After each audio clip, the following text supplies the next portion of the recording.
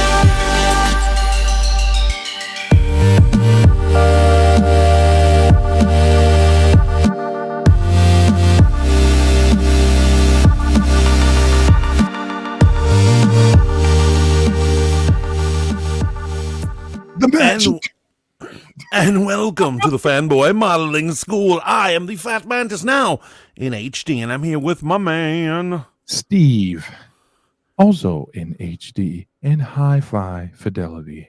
Are there any gimmicks tonight? No, you know what?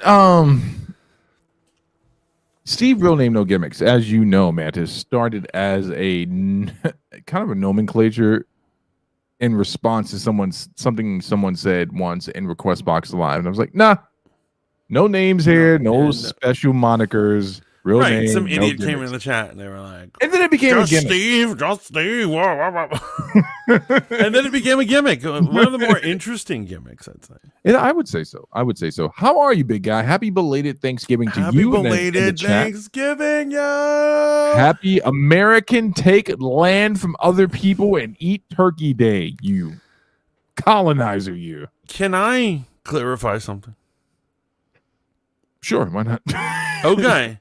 For all you damn hippies out there, the original Thanksgiving was a celebration of an arms deal between the white man and the local Native American tribe that wanted to use the rifles they got from them to wipe out another tribe. Right. And what they did is they taught them the secrets of farming the area, which the white man was having trouble doing. Right. And they gave them a pile of rifles. So wait, and then they had a bunch party. of Native Americans showing up to a table that was out in the field somewhere, bringing no, I mean they brought food. Both parties came and they partied. They were like good, but it was to celebrate giving guns to these dudes. So you know what? Some playing this sick game where the Native Americans don't have any blood on their damn hands because they've got blood on the hands, the face, the head, all over their dicks. Yeah, I said that. I said that they got bloody dicks. Okay, so anyway, how was your Thanksgiving, brother? It was remarkable. So me and my siblings, we got together. We were having a good time. In the mornings, because I spent like maybe 2 or 3 days there. We would watch true crime documentaries on Netflix together, and it was like true sibling bonding. That's how siblings bond. The recap of someone's most traumatic moment being played. For the amusement. Oh, we were chuckling. We're like, look at that fool right there. Got stabbed in the neck. Like, I wouldn't have died that way. I often, when I watch true crime, I'm like, I would have never fallen for that chump. Listen, man. I never finished not Dahmer, the Ted Bundy thing. Never finished it. Didn't really. No, Dahmer. Yeah. It didn't seem like there was a need for me to finish it, right? Oh, I loved it. I loved every minute of it. Is that because you endorse hate crimes? I'm a sick animal. I will tell you this, that like at first I was just thinking of a regular like serial killer stuff, but there was this one episode, did you get this far? Where he at the end of one episode, he bumps into a black dude, right? He bumped into many black dudes. but he bumps into this black kid and he smiles. He's like, "Hey," and the next episode is from the black kid's perspective, and he's deaf. Oh yeah, that was like actually a love interest of his. Yes. Yeah, I did not make it that far. That episode had me bawling. I was like crying, bro. Yeah, because he, The spoiler alerts. He might have actually had a romantic interest. Is the way that Netflix Dahmer might have actually had a genuine romantic interest in this person. In real life, what actually happened was way darker. You're gonna make me cry again. Is that it? Let me ask you a question. This is going to lead into the honorable mentions. This is a serious question. Are you ready for a serious question? Yeah. Do we need gay superheroes? That is a very serious question. Now, this has no in any way, shape, or form. Does this have any impact on your views of people in the LGBTQ community? I understand that. So do we really need any type of hero? Because I don't believe in representation. But what I'm saying is, it makes, obviously, because of the population of the Earth, that 10% of mammals are homosexual. So it makes sense that there would be, it'd be weird to have superheroes and none of them gay. Okay, so you're just talking about the logical representation, right? Yeah, yeah. Like enough of us in one room, at least 3 of us are going to be gay, right? Yeah. That type of thing. So there's got to be 3 gay superheroes, right? Mm-hmm. Not got to be by any quota. Like statistically, there would be 3 gay superheroes. Yeah.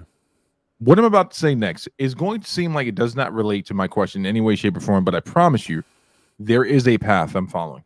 My honorable mention. He's going to trick me right now. No. My honorable mention for tonight is Agatha Hart.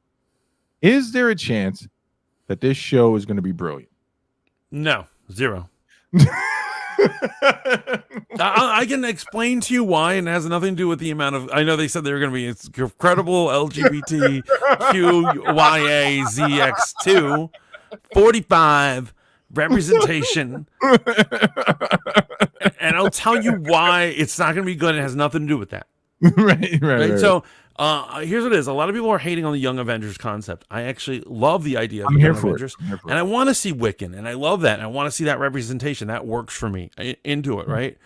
The problem is that the way superhero, the very pattern, if you watch the pattern, that if the superhero has a strong base of fans who love them and appreciate them, that's the only way they're ever successful. When a superhero is like a C-list hero, or they can't, like, they're like Miss Marvel, they can't sell a comic book to save their lives, they constantly are getting canceled because nobody gives a damn, they never do well, right? And so Agatha Harkness in the comic book is a feeble old woman. Yes, she practices magic, but she's like this old crone of a woman, never meant to be a main character. Right. And here it is. They because they changed one thing about her in WandaVision, they made her young and kind of hot, like mom hot. Yeah. They then feel like they can give her a series. But you know what? Nobody wants to watch this. I don't even think gay kids want to watch it. Crazy thing is Agatha not just White Wong? Yes. She's White Wong. She's White Wong, and they got that wrong in WandaVision. What else are they going to get wrong? What up, Shaolin? What up, Rebuke? What up, Dragon Lady? Aw, Rogue Radio misses us. We miss you as well. PFP. Rebex, what's up? What up, Bex? I watch Deadly Women. I watch Deadly Women as well. Oh, we mean a show. I'm talking about the women. I'm talking about the bitches from my neighborhood. I have no issue with people consuming true crime, Locked Up, and all that stuff. But you do realize, as we watch these shows, we become more anesthetized with the reality that these shows are presenting to us, to the point where now people are damn near doing the Running Man version of Locked Up. 60 days behind bars. Oh my God. I think is an absolutely insane concept. It's the ultimate expression in voyeuristic, apathetic views, right? It's like, I have so much free fucking time. I want to see what it's like to be in prison for 60 days. Yeah, I'm just saying, the thing is that it's corrupt. It is. No, watching all this stuff is corrupting our mind. As a matter of fact, watching everything that's going on in the Middle East via Twitter is desensitizing the hell out of me. Yeah, man. You almost forget that people are actually being killed. Right. It's almost like I feel like I'm watching Saw or some shit. Because they really show graphic images of what happens to people when bombs are dropped on them. They're pulling bodies out of piles, and they literally are stacked up bodies. And I'm just like, oh, just another day on Twitter. Yeah. And as usual, we welcome in Montel Bailey. You came what up, dog? DJ Frenchie in the house. DJ Frenchie representing came in at a very feel-good moment. Let's get right fucking to it. What are our topics tonight, big guy? Well, one of our main topics is the new president in Argentina, but I want to save that one because I want to start with all this Marvel news. There's so much Marvel, not news, rumors going around. Right. That I think we really need to discuss it, and we need to get in it. We need to dig in. Where you want to start? So let's talk about all these rumors. There are endless rumors. Have you heard some? Yeah, I've heard quite a few. So let's talk about what's not a rumor, right? So at the end of the Marvels movie, we had Kamala Khan's character meeting with Kate Bishop, right? The unsung hero of the Avengers game. Kate Bishop had some of the best gameplay, and I did not cringe at this post-credit scene, man. It was a reenactment of the first time Nick Fury met Iron Man, right? Oh, right. Just not as cool. Yeah. And I was like, okay, I'm here for it. So with the Young Avengers roster, we already have Kate Bishop. We have, of course, Miss Marvel. I don't think she was an original member of the team. We have, what's his name? The Patriot? Patriot? Miss Marvel was not the original. And I'll say this. Here's something that's comic that I'm a little annoyed, and I hope they still do it. Right. The person who assembled the team is Vision. Yeah. Vision had a program that states all the relatives of all the Avengers in case the Avengers are dead, and at the time he thought they were dead, he hunted them down to recruit them, and he became their like Professor X. Yeah, and I love that, and I hope they keep that. That would be a great concept. Actually, I think Screen Rant had brought that up in regards to albino Vision. Right? It can be White Vision. It can be weird. Whoa, you can't say White Vision. That sounds like we're on a different channel. You know what's also weird, crazy? Christmas Vision. He has the Christmas colors. Like, what is that?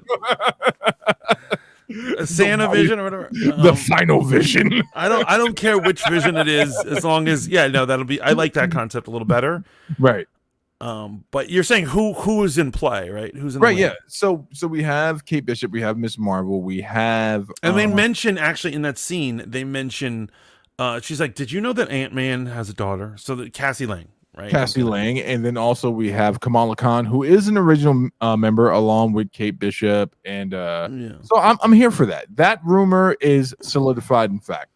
Another thing that is, no longer rumor, but has been wildly speculated on, but is coming true, is we're getting a new season of Moon Knight, right? Yes, I'm very happy about this one. I'm very happy about this as well. Even considering how Moon Knight season 1 ended, I was like, there's a lot of work they can still do there. Now, here's what it is. I didn't love when they once again went off script. When they go off script, it kind of annoys me, and maybe just I'm like because like when they have Moon Knight fly at the end, and then they also have the like the spirit of the moon become a giant kaiju and fight another Egyptian god. I was like, this isn't really in the theme of Moon Knight, but I guess I'll take it. What is his name? What is his god's name? Khonshu. Okay.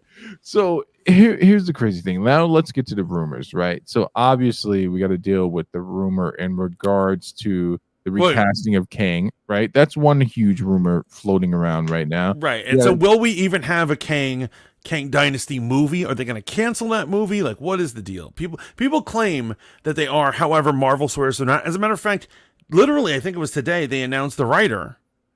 The guy who wrote Loki and wrote Multiverse of Madness, he's writing the movie now. The new Kang Dynasty? Yeah. So okay, so that makes perfect sense, because I think they did give themselves an out in Loki. If they really wanted to, and we talked about this last week, brilliant. We both agreed. Kang should have just been the villain for the Loki series. That would have been perfect. Or I'm fine with him being Phase 4.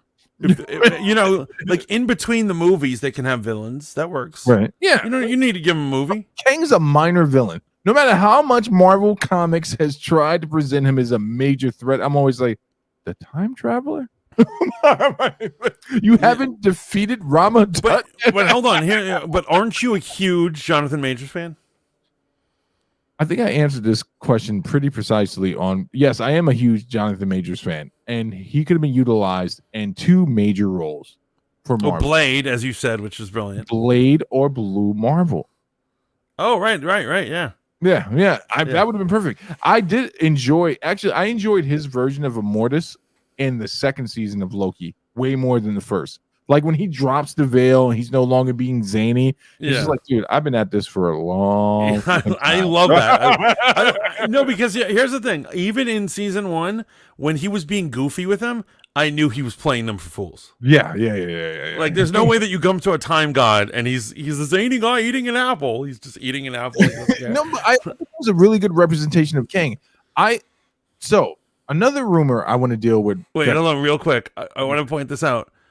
Screen Rant pointed something out that I didn't catch, but he pointed this out, that he said that in the first season when they're in the elevator, Sylvie tries to shank him and he pauses time on her, but this time he doesn't bother, but Loki blocks, meaning he foresaw that as well. Yeah. He saw the whole thing going on, and in fact, someone Screen Rant also pointed out, and I don't want to say Nerdrotic, I forget the dude's name. But he pointed out in this regard that they could still very well be stuck in a loop, right? Or if they're not stuck in a loop, this is the plan. This could be part of the loop. This could clearly. But I want to introduce my own fan theory to this. Right? I love this. Let's do this. All right. So you know how the entire premise is that Kang wants one of the Lokis when they show up in season 1 to take his mantle. That is the original premise. You and I can agree on that. When they get to the end of time, they see Immortus. He sits them down and he says, "One of you two is going to take this seat." Right. And then as we go through season 2, we realize that Loki's stuck in the Ouroboros loop, and it's just a non-ending time cycle. And you realize that King has set this up, right? The entire loom, everything has been set up by King, which in retrospect, by the way, my brother, I was like, holy shit, you know what? That is brilliant. That makes King a way better villain than I've ever given him credit for. What does the guy who knows all and has done all throughout time do? I'm going to set up a loop. But I think what would have really made it great is, instead of just having Loki become their version of the God of Stories, if Kang would have just had one more piece of dialogue, which would have addressed an issue I think the MCU has that they're trying to fix. Magic is a very peculiar thing in the MCU, not Marvel. It's a very peculiar thing in the MCU. And I think if Immortus has said, not only do I want you to take my seat to end the multiversal war, I have realized after living this loop with you 1,000,000 times, 1,000,000,000 times, hell, maybe even 1,000,000,000,000. Loki did do it for centuries, they said. They literally said centuries later. Yes, right. What if King simply said to him, the one variable that my variants would never take into account is magic? Just think about that for a second. We're talking about King, a descendant of scientists. Even when he's Iron Lad and he travels back in time with his own self, the one thing he never addresses in any of his travels is magic, right? And I think it would have been brilliant if he would have just said, you are the variable I can't predict. Yeah. And they won't be able to predict it either. You know what? You know what it is? Is like Marvel is even scared of using the phrase magic in their own... Even like Doctor Strange, it sickens me. It sickens me to my core. And honestly, Thor has his moments as a film series. Like, he has his moments. But I think they're going to look back and when they do remakes, and they're going to realize they totally messed up Thor. And one 100%. Of the things they absolutely messed up Thor with is they made they made magic a science you just haven't figured out yet in the first movie. Meaning they weren't even sure if they wanted real magic in this world. And here's one of the things, man. It's amazing that you say that, because I was watching a recap of Doctor Strange when he becomes the god of magic, where, he loses his mantle to Loki. Surprise, surprise. And I don't want to spoil the comic. It's actually pretty brilliant. And there's a point where Loki is now living in Doctor Strange's house, and he's boning Doctor Strange's fucking assistant, right? And there's a room in Strange's house, in his apartment in the village, that's completely locked. And why this is relevant to the story is Loki's looking for a spell that's going to do away with a lot of shit, right? He needs this one spell. And he assumes that this one room in the mansion, that has to be the place that Strange was hiding this spell. Strange goes on a quest, gets magic from the world tree, blah, blah, blah, blah, blah. The Sentry's involved. In Marvel Comics that there's a price to pay for magic, just like there is in Buffy. Vampire Slayer universe. There's always a price to pay for more power in regards to magic. Strange cleverly puts that price on the Sentry, who, is a great plot device. He can't pay any price because he's Superman, right? Yeah, exactly. And then while he's fighting Loki, very brilliant with real inside baseball talk, and we'll get back to the rumors. Loki finally gets that room open. Do you know what's hiding behind that room? The Void. You know what the Void is? Well, the Void is the dark side of Sentry. Do you know why Loki would have a visceral reaction to the that? Void? I don't know why.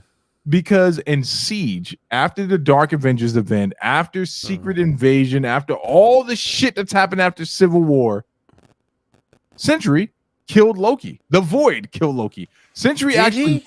yeah, the Void fucking killed Loki. And this is how this ties into the MCU. You remember in Thor Ragnarok when the Hulk shows up for the first time, and Thor's like, Hulk, it's me, Thor. And Loki's here too, and there's this brilliant moment where the Hulk looks up and he just snarls at Loki, and Loki's like, we need to get off this planet.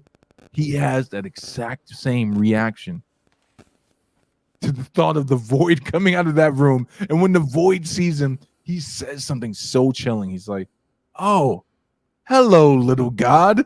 Good to see that you made it back.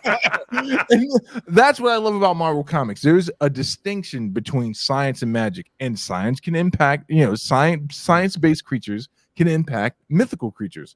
In the MCU, they bitched out, and they're just like, no, it's just like you said, shit that's not explained. I think that would have been great if Immortus would have just said, you're the variant. Now, let's get to some of the crazy rumors that are going on, man. Silver Surfer is going to be a woman. Okay, so obviously we don't know if this is true, but everyone's Why do you reporting hate women, Mantis? Why do you hate women? Because they're all conniving, backstabbing bitches who are using us for our money and status.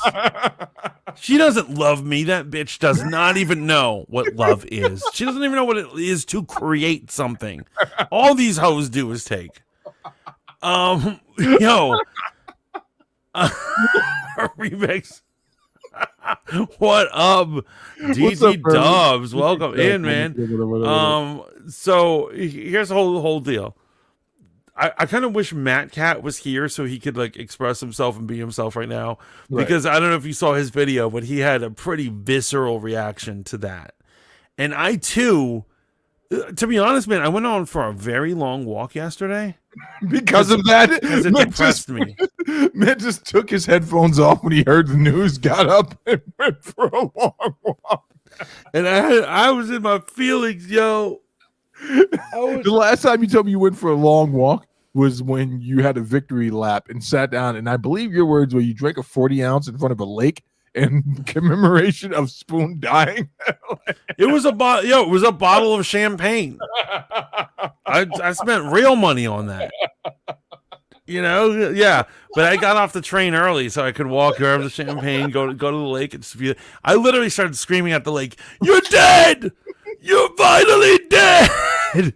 Now this fucker's back. But anyway, the point is why does Marvel do what they do? Why do they choose to be the people that they are? I was contemplating this today, right? And I'm going to take you back to 1968. You have a real answer. Yeah, I have a real answer. Okay. 1968 to, let's say, 1914, right? And I can sum that time up for people who were involved in it who were on the wrong side of history, right? The MCU is woefully concerned with being on the wrong side of history. And then I believe that there are people who are involved in the MCU who believe that they are involved in this era's civil rights movement. You know what's wrong with the civil rights movement? Wait, what do you think of that answer? Do you think that there are people who genuinely think? I'm going to tell you. This is what it is. Here's what's wrong with here's the only thing wrong with the civil rights movement is that it gains so much fame that all these posers nowadays want to be a fucking part of it. So it's these allies who are like, I don't have a civil rights movement to worry about. What kind of marginalized person can I cling to and claim it's the next movement? And so this is ridiculous. Here's what it is. These people are jokers. If they don't realize that they are an effing joke, they must, well, I'll just say it must be retarded. Right. But most of them are fakers. Most of them know that they're pretentious fakers. 100. They don't believe in half the things they say.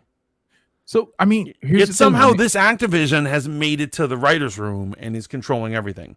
And so I don't understand why Marvel doesn't. Somehow, most of these people went to school for liberal arts study, which doesn't mean what you think it means, right? Liberal arts study. Oh, I trust me. I have no love for the liberal arts.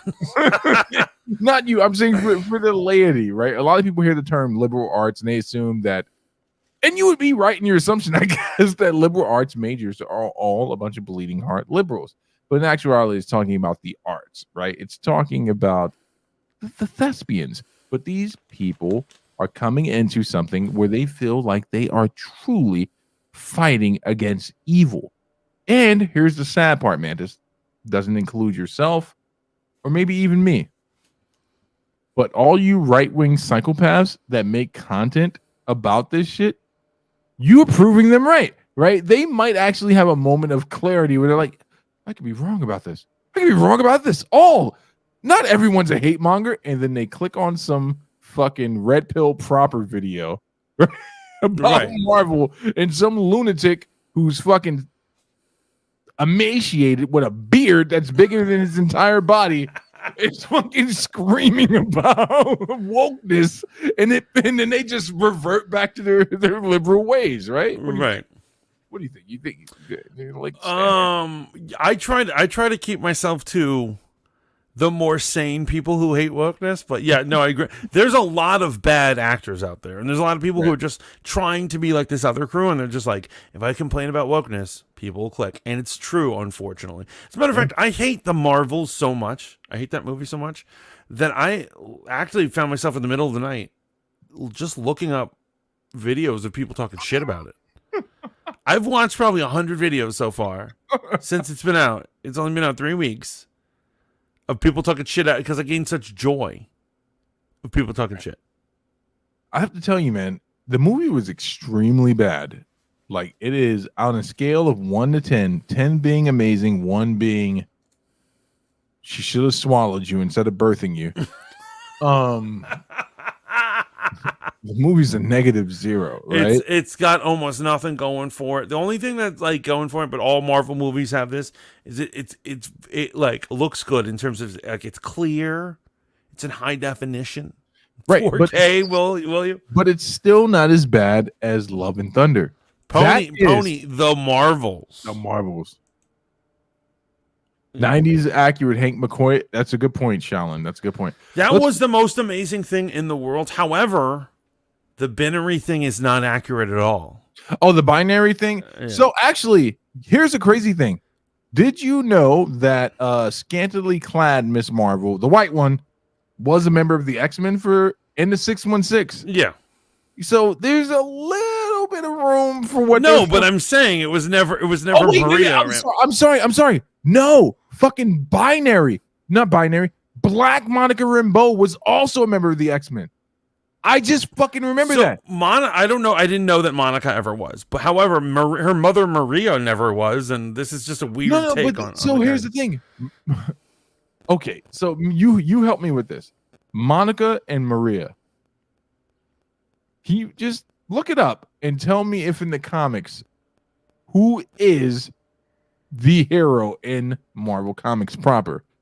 I'm almost positive Monica Rambeau made her first appearance in a Spider-Man comic. You know, black woman, afro, shiny silver suit. Right. And there is no Maria Rambeau. Right. Maria Rambeau isn't a thing. And so they make Maria binary, which we all know was Carol Danvers. And so I don't love that twist. I don't love that whole thing. At any rate, man. So, however, the Hank McCoy, I agree with Sheldon. And honestly, I don't care if Kelsey Grammer keeps voicing him. I love it. I'm like that was like the coolest thing. But you're not here for Lady Silver Surfer, even though there is canonized 616. There is a Lady Silver Surfer. No, that's not 616. She's from another dimension. Well, she's from another dimension, but she came to the 616. Yeah, she came to the 616. But I'm just saying, man. The minute you step into the 616, you're canon. Yo, here's what I'm saying. There is only one Silver Surfer, and it is Norrin Rad. And he is a bald dude from outer space. Okay? Yeah, he's Space Xavier. This Yeah. is Yes. Space Xavier. Yeah, and I am so disgusted by this, and like it's funny, like I don't know, so I like Silver Surfer, especially in the the 90s was Silver Surfer's place. Mhm. People loved him back then, man. Oh, Yeah, and all these he Infinity ruled. stories and all these things. I remember I bought all his foil covers. Love the dude. How fucking dare they disrespect him? You kind of look like Norrin Rand. I could be in another dimension. I am the Silver Surfer. I saved your all bitch asses from Galactus. You are fucking welcome. But what I am saying is, how dare they disrespect such an important character? Right. I agree. And if you notice, that's why they gender or race swap characters who are like B or C level characters, because they think like they're like less people will be annoyed, and it's true, less people are annoyed. But you don't do that to the Silver Surfer. Yeah, you don't do that to an A-list character, especially if it's a character that was a part of a founding team, especially if it's a character that went on to become one of the greatest anti-heroes ever, especially if it's Cyclops. I know where oh Jesus. I realized as you said that the anti-hero thing is oh God. Oh, you know what? I'll eat my own words. I just said it. You're right. Cyclops is too important to race swap. Yeah. I always knew I was right. That was never up for debate. It was just getting you to come out of the closet. I just want to see Jean Grey nailed by a black dude. Is there anything wrong with that? Let me go. No, not to say it out loud. There is nothing wrong with that. In regards to Silver Surfer being a woman, my question is why? And a very poignant question that Shaolin brought up in our private chat. They can't be this stupid, right? Like at a certain point, you have to believe that it's one of three things, or possibly two of three things. One, it could be superhero fatigue, the reason that your numbers have dipped. Two, it could be that you've done so much stuff that it's disenfranchised your core base and somehow impacted the overall laity or casual fan. Or three, it could be that people are just sick of superhero movies. I don't think people are sick of superhero I don't think movies. I believe that either. Somebody said that to me today. I wanted to punch them in their face. Yeah, I don't think people are sick of superhero movies because Spider-Man Into the Spider-Verse did exceedingly well. Bye, Dragon Lady. Have a good one. We love you. Dragon. Laney, welcome. Always a pleasure. Right. Do you get what I'm saying? Like Spider-Man, the animated, did extremely well. Like Into the Spider-Verse. Yeah. So people can't be sick of superhero movies. It just could be that one, you've done so much shit that can be considered wokeness and divisive that no one wants to be involved with it. I know that it's comparing television to movies is like comparing apples to oranges, but I will say Gen V did very well, and so is Invincible right now. So people are not sick of superheroes; they might just be sick of the MCU. 100%. And what they're doing, but here's why I think it's possible they might want to make the Silver Surfer a woman. Although I really hope they turn her into Nova. That's an easy flip. That's an easy flip over right there. But honestly, the reason why is so rumor had it that they originally wanted, and people were talking about this, speculating all this whole time, that Reed Richards or the team, they wanted more non-whites on the team. And so finally, the whole rumor is that they said the reason why they went with Pedro Pascal is they were like, the team was skewing too white. And I have a feeling, I bet you anything that a group of executives sat down and looked at the movie and they said, Silver Surfer? They're like, this movie is skewing too male. We need more females. And so you either turn Galactus into a woman or you do it with the Silver Surfer. Bro, and this is how you know they don't trust the fan base, right? I don't have a problem with characters being white, right? I just have a problem with characters being white and pushing some anti-black or brown or whatever agenda, right? Just leave the comic characters as they are. This is how we recognize them. This is branding 101. What happens if everyone knows you as Rogue Planet, right? And then the other day you change your name to Planet Rogue.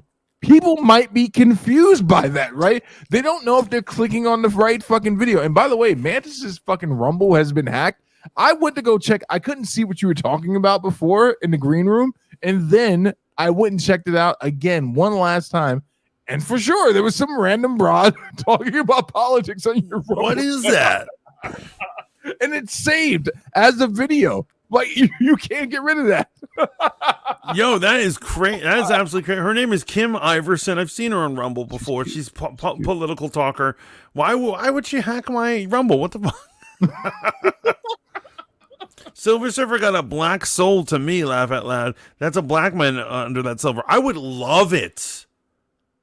Oh, As a matter of fact, you know, didn't Lawrence actually technically Lawrence Fishburne played him in the old movie. Yeah, he voiced him. Yeah. Voiced him. So yeah, no, I would love it if a black dude played him. That's the diversity we need. You motherfucker. Ain't no brother's name Norrin Rant. Wait, that is a brother's name, isn't it? It's totally a brother's name. What are you talking about? Norrin Rand.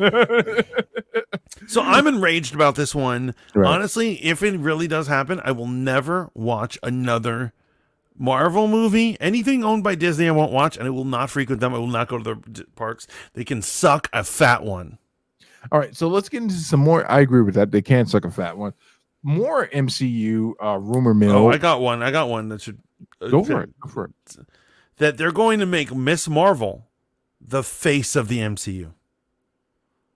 So what's the young lady's name that plays Kamala Khan?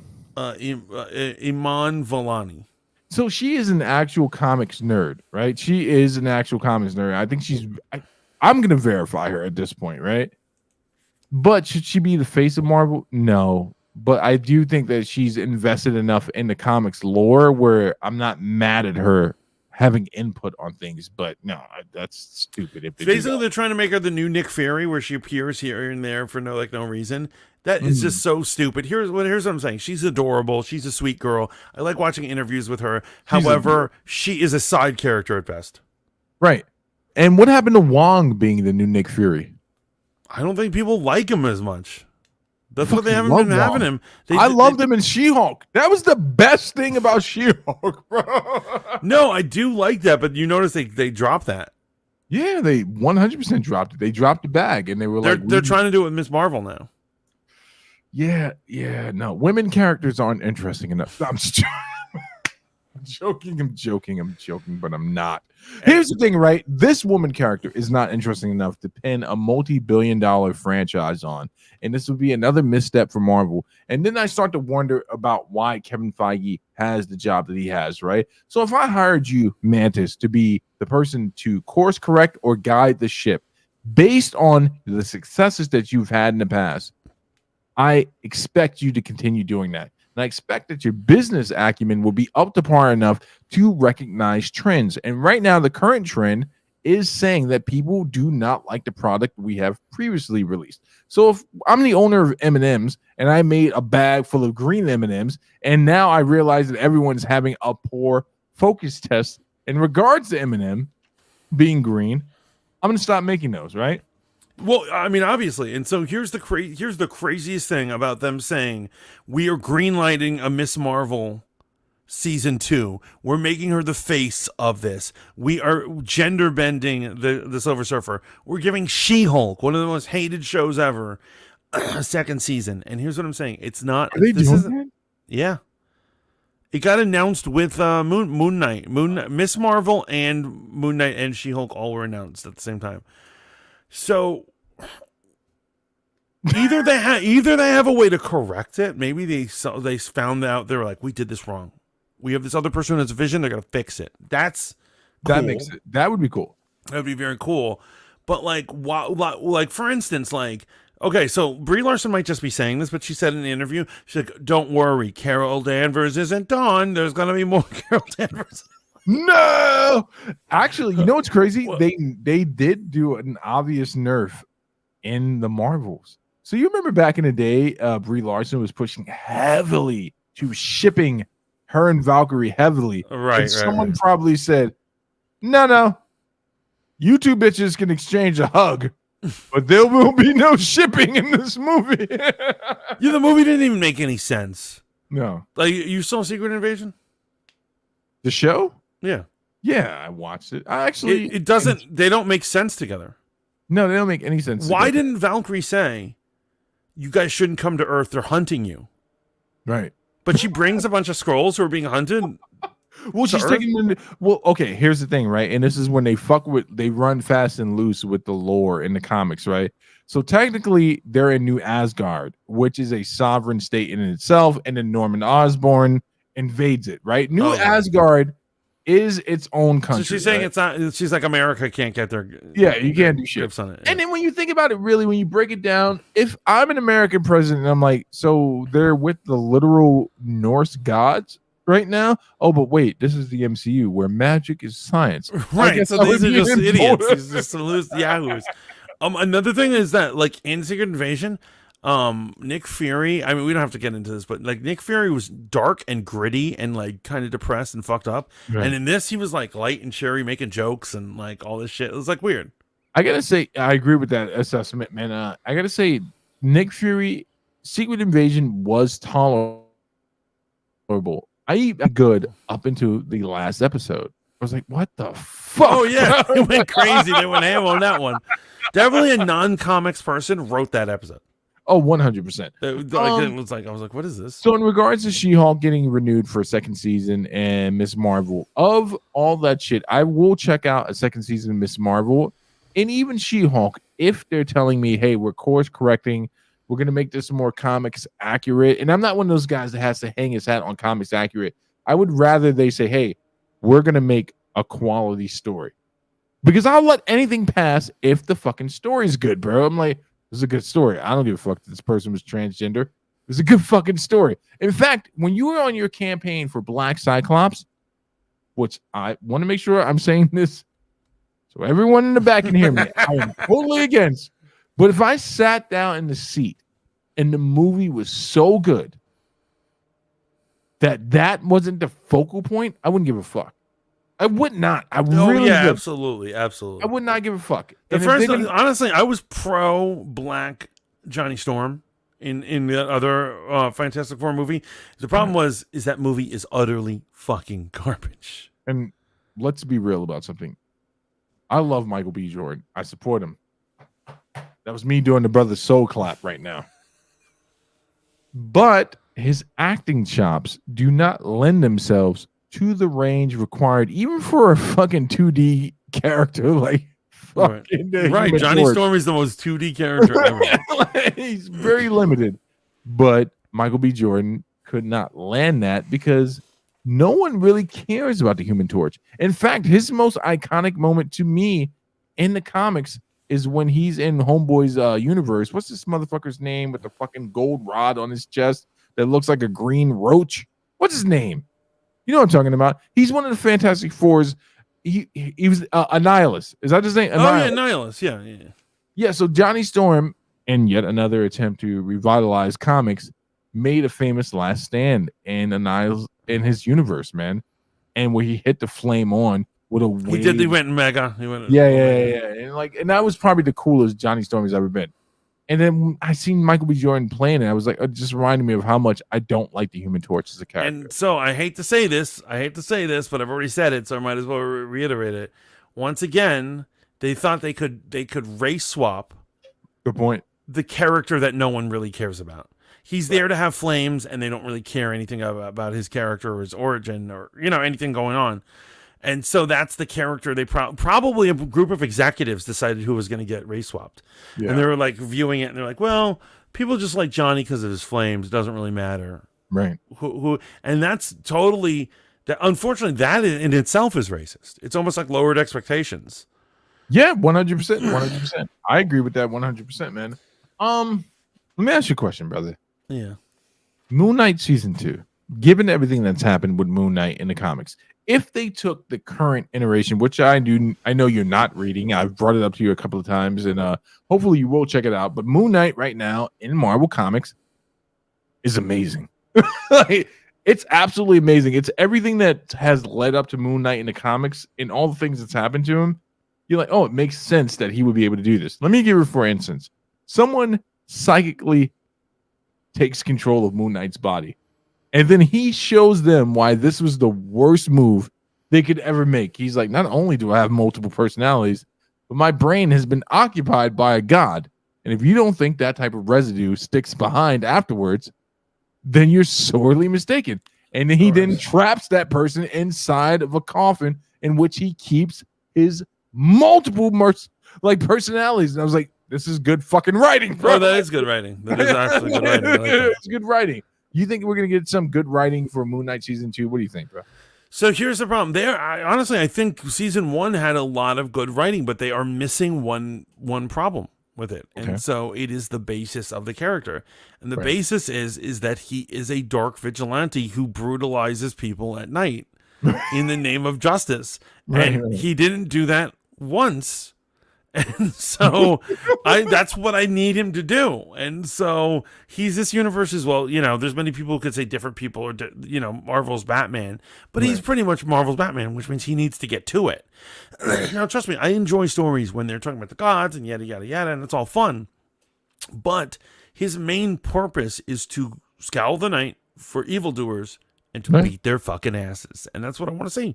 Right. Actually, I agree with that 100%. If they adopted what's going on in the current run of Moon Knight, where he basically is at the midnight mission, this is his new hangout, right? And don't forget, this guy's a multimillionaire, by the way, in case you didn't pick up on that in the show. If they pick up on that and they just make it more granular, street level Moon Knight in the current run, I'd be okay with that. Now, let's move on to She-Hulk. I want to compartmentalize this, right? What can they do to make She-Hulk season 2 great in your mind? No nude scenes. No nude scenes. I don't want to see that. Are you kidding me? You sick bastard. You want to see her get railed. That's different.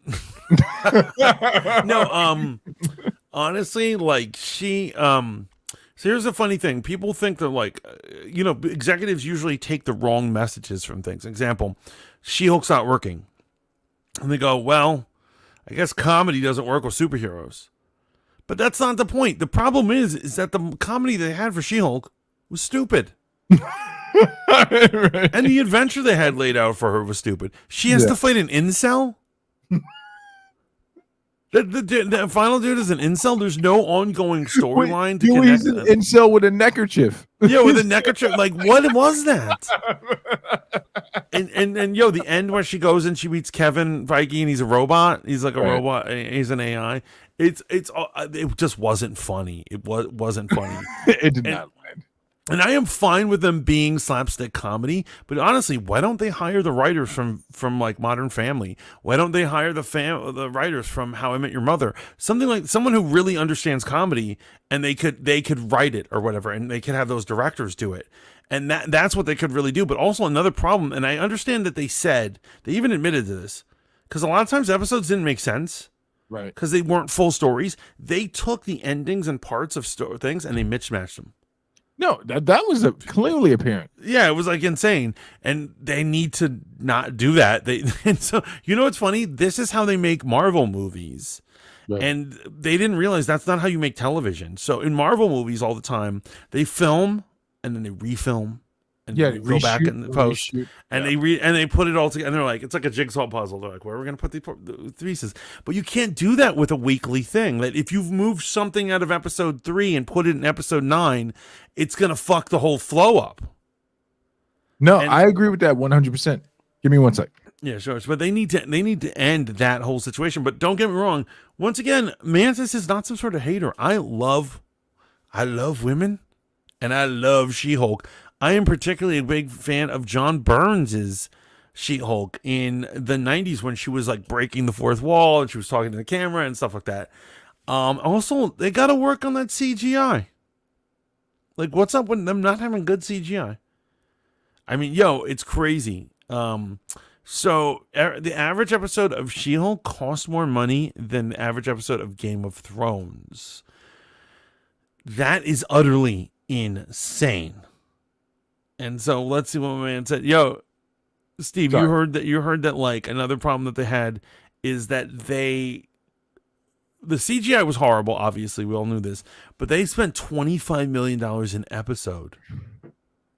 Meanwhile, Game of Thrones has never had an episode so expensive. Who did? Game of Thrones has freaking dragons. She-Hulk? Yeah. Yeah, man. Here's the thing, right? I need to see. I'm gonna need receipts on that. You spent $25 million on what exactly? I'm not doubting that they spent $25 I million. assume some producer is embezzling, by the way. Yeah, like, but you spent it on what? Here's how I think, in my mind, they make She-Hulk season 2 amazing. You just tell me if I'm off base here, man. Now I'm gonna throw out some radical ideas for you, right? It's gonna blow your fucking mind a little bit, but I think it might land. Why don't we delve deeply into her being a Hulk family member? Here we go, right? Why don't we abandon something that you cannot handle on television, which is clearly the fourth dimension breaking iteration of the She-Hulk prior to Deadpool doing it? Why don't you do something a little bit simpler? Let's deal with the dynamic of her being a Hulk, right? We'll never get World War Hulk. And all you motherfuckers who think we're going to get it, all you lying motherfuckers who make videos about us getting it, it's not happening. Universal will slit their wrists before they give up on their other fucking lifeline besides the movie about the fucking dinosaurs, right? They'll pull the property back. Like, why don't we make a show about her being a Hulk and what it's like being a Hulk, being hunted as a Hulk, and then have her acclimated as a superhero? Now, I see your face. You're asking, they touched on that a little bit. Yeah, for one episode. No, you're right. I don't think they did enough. I agree. You like the first episode. Why don't we deal with that? Now, if you're going to have the Red Hulk, as everyone is speculating, which is another rumor we've never addressed this on the show. I realize that. We've never addressed the nonsensical introduction of Red Hulk in the Red MCU. Hulk is stupid. Here's the thing. Ultimately, Hulk is good when he teams up with people or when he's in Avengers comics. His own comic is unreadable, in my opinion. I have tried. People are like, you got to read the Red Hulk saga. I regretted every minute of that saga. Now, I will say that the Immortal Hulk saga was okay. I think a lot of people put a lot more on it because it was probably one of the best Hulk stories. Obviously, when he becomes the Gray Hulk and reemerges and combines back into the Green Hulk, that was a good story arc. But the Hulk suffers from the same thing that Superman does. How can you tell a compelling story about one of the most powerful characters? Right. Period. But right, and so at least when he was Gray, yeah, I mean, still Gray Hulk, he killed everybody. He was less powerful, but he had a personality. Yeah. But he was in Vegas. He was fucking bitches. I'm just not a Hulk guy. Like I'll never stand Hulk. I get that, and I respect that, man. I think there's a compelling story for She-Hulk if we're talking about her being a Hulk and dealing with things like, I don't know, the Sokovian Accords. You remember that thing that was introduced? And it was just so important to the story that just went away. Right. The other thing that she really has to do is be a superhero. And so I'm kind of tired. Here's what it is. This is why I don't like Jessica Jones and all this shit. I am utterly sick. I did enjoy Jessica Jones. Fuck that. And so, the comic Alias is very good. I would say, and she's a real superhero, right? I cannot stand superhero content where the characters don't want to be superheroes, and they're like, you know what? They'll just dress in normal clothes. They won't have costumes. They won't have code names. Right. They don't want to go out and be a superhero, even though they have superpowers. Well, then fuck you, and go make some other movie. Go to Nickelodeon and make some kids show. I'm here to see superheroes. You actually just right now described the problem with the MCU. This might be the last podcast. These motherfuckers don't want to make superhero movies. And that has inadvertently led to superhero fatigue. Right. Who gives a fuck what this old motherfucker Scorsese or this broke bitch fucking Michelle Rodriguez has to say? Actually, Michelle Rodriguez, you're not a bitch. I actually really enjoy you. I just found it ironic that you had a critique on the MCU.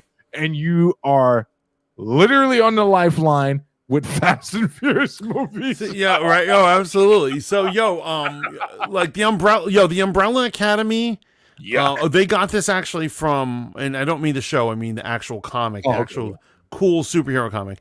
Not this bullshit they put on Netflix. So they actually took this from Bonnie and Clyde, their motto, but their school's motto was. Live fast, love hard, and die with your mask on. Right. And so, and what it is I love that as a superhero thing and stuff like that. And so this is the problem. Look at all these superheroes in the MCU taking their masks off, not wearing costumes. They're just like, I'm just a person. Monica Rambeau through the Marvels, it wasn't even a superhero. Right. They're like, this is Monica. She's walking around, whatever. She's not part of the whole thing. I don't want to see incompetent or less than superheroes. I want to see people who know what they're doing in super. Like, it's not fun to watch Batman be incompetent. Just like it's not fun to even. What the hell? My man just. Okay. Okay, Steve, you gonna play me like that? So, guys, we're having a little technical difficulty. My man Steve just left my ass. He'll be back. They're always coming back. Maybe you didn't want to hear my rant about superheroes, but what I'm saying is I am sick to death of the non-superhero show, man. Oh, here he is. Look who wants back. Sorry. I live upstate, and we've been having some internet issues. Go ahead. Look, sorry. The last thing I heard was it's not funny to watch Batman be incompetent. Yeah, and so we don't want to watch our superheroes not know how to be superheroes. And so basically, like, for instance, between the time she was on WandaVision, which was years ago, right, and the Marvels, Monica Rambeau should have learned how to be a superhero and at least know how to use her powers. Well, that would be under the assumption that she's working with an elite secret organization that discovered superheroes, right? Literally, her boss is Nick Fury, right? So, like, am I off base here, or no? I mean, obviously, he would have professional knowledge on how to train superheroes. So, like, how was she not trained? Can we go left for a second? Did you see my post the other day in our secret super cool group chat with me, you, and Shaolin Icebox? Well, which one you posted? Oh, sorry. So I posted in regards to retrofit for the MCU, right? Instead of Carol Danvers being the superhero that was secretly hidden from the knowledge of every superhero, what if it had just been the Sentry? Think about that for a second. I want you to think about. Wait, say that one more time. Think about the MCU, right? Think about the MCU version of Carol Danvers. No other superhero knows she exists. No one has any knowledge that this mighty superhero exists, who has damn near godlike powers. Why couldn't that have been the Sentry? Well, because they were striving to get a female in there. And if they had gender bent Sentry, I would have lost it, son. I would have lost it. Yo, but could you imagine the world we'd be living in is if Marvel kept their dick in balls, right? And they stopped listening to Meg Thee Stallion, called her out by name. And it always goes back to Meg Thee Stallion with you. You know why I go back to Meg Thee Stallion? Because she's the lowest common denominator in the horror culture we celebrate. That's why. Got it. Imagine if they decided to just make the Sentry the secret superhero whom had the most powers that Nick Fury encountered. Imagine how much better that movie would have been. Now, here's why that movie would have been better. Of the two of them, who has that level of power? Does Carol Danvers? In the comics, she's not as powerful as they made her in the MCU for some reason. No. You just went full liberal on me. In the comics, she can't even deal with fucking the Asian version of the Hulk juggling boulders. Right? So yeah, Amadeus Cho for all you guys know, all new, all different Marvel, like all different Marvel was like this. They made Thor a female, which was working really well. I really loved it. A Disney princess. They made him a Disney princess, right? And so then they made Captain America grew old again, and so they made him black. Just say it. They made him black. So Sam Wilson takes over. Right, and Iron Man, a young black woman. Wait, no! Before they went into that, so those two storylines were going on, and they were very successful. Right. And suddenly they were like, "Well, let's just do it to everybody," and so they just quickly across the board made everyone a minority. They're like, "Get rid of the white dude who is the superhero," and you're right. They made by the way, I love Michael Brian Bendis. It's a great writer, man. However, Riri Williams, in my opinion, that is a racist character. Yeah. Actually, Riri Williams in Wakanda Forever was way cooler than she ever was in the comics. She's not cool in the comics. She's just totally lame. Not She's at all. just a black girl from the hood who's there to take over for Tony Stark. And they were doing it all over the place, and then they made Hulk's sidekick absorb an Asian kid, Amadeus Cho, absorb all his gamma radiation, and he became the totally awesome Hulk or something. Just a little context: Amadeus Cho isn't just a character they came up with out of nowhere. He is, he's been around. He's been on the Marvel scale of intelligence. It's Reed Richards, Doctor Doom, Black Panther, and Amadeus Cho. So he's the fourth most intelligent person in Marvel Comics. Well, what about Moon Girl? We will not speak of that bitch. We will not speak of that bitch. I don't know. Seriously, because the more recent Marvel has been getting, they've been playing fast and loose with shit, but ultimate. Anyway, the point is, Mantis is about to make another black woman comment right there. We received some emails from the Black Women Committee. They were all misspelled, but we received some emails. I'm just saying. I'm a Monica Rambeau type of a dude. Yeah, and not these other bitches. I like Storm. I like Monica. Yeah, bro. Real quick, yes, I love Storm. I like Okoye. I got love Okoye in the MCU and in the comics. I gotta tell you, man, the Jane Foster run in Marvel Comics, reread it again. It's pretty fucking solid, bro. It's pretty fucking good. It's a good story. I'm just saying this, man. I think that this is another misstep with Marvel, and this ties back into our original point of what we're talking about with the rumor mill, man. Because at this time, people were talking about how Hyperion's going to make his debut.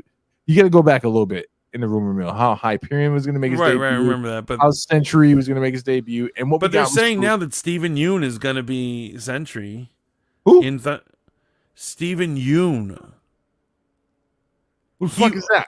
Oh, he plays the voice of Invincible, but he's more famous for playing Glenn. Yeah, the Asian guy. I wanted to make sure that I was hearing you fucking correct. Right. So he's playing Sentry. And supposedly Grace Randolph has seen a picture of him in his costume. She says he looks amazing. Well, that means it's not true. So we're okay. We're okay. She's like, he looks amazing in his costume, but I can't share that picture. And yeah, because it doesn't exist. Just like the fucking scooper. But here's what I'm saying. It is confirmed he is playing Sentry.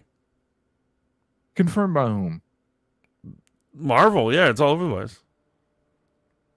Yo, look it up. He is playing in Thunderbolts. But he's in Thunderbolts, but it's confirmed that it's Sentry's playing? Yeah. Steve doesn't want to believe. Steve doesn't want to believe. I love this. Not at all. Because why would you make him? It doesn't even make fucking sense. I'm agreeing with you. I'm absolutely agreeing with you. Oh my God, this doesn't fucking make sense, bro. Are you following? Are you picking up what's being put down? They are just literally out of control with the gender bend and the race swaps. You started this. It starts with you trying to make Cyclops black, and Marvel stumbled on one of our videos. Don't you wish that would have just been the only thing they did? They're like, oh, this mulatto fellow seems to be in touch with the culture. They're completely out of control. Silver Surfer is a woman. Sentry is an Asian guy who doesn't have muscles. What is going on?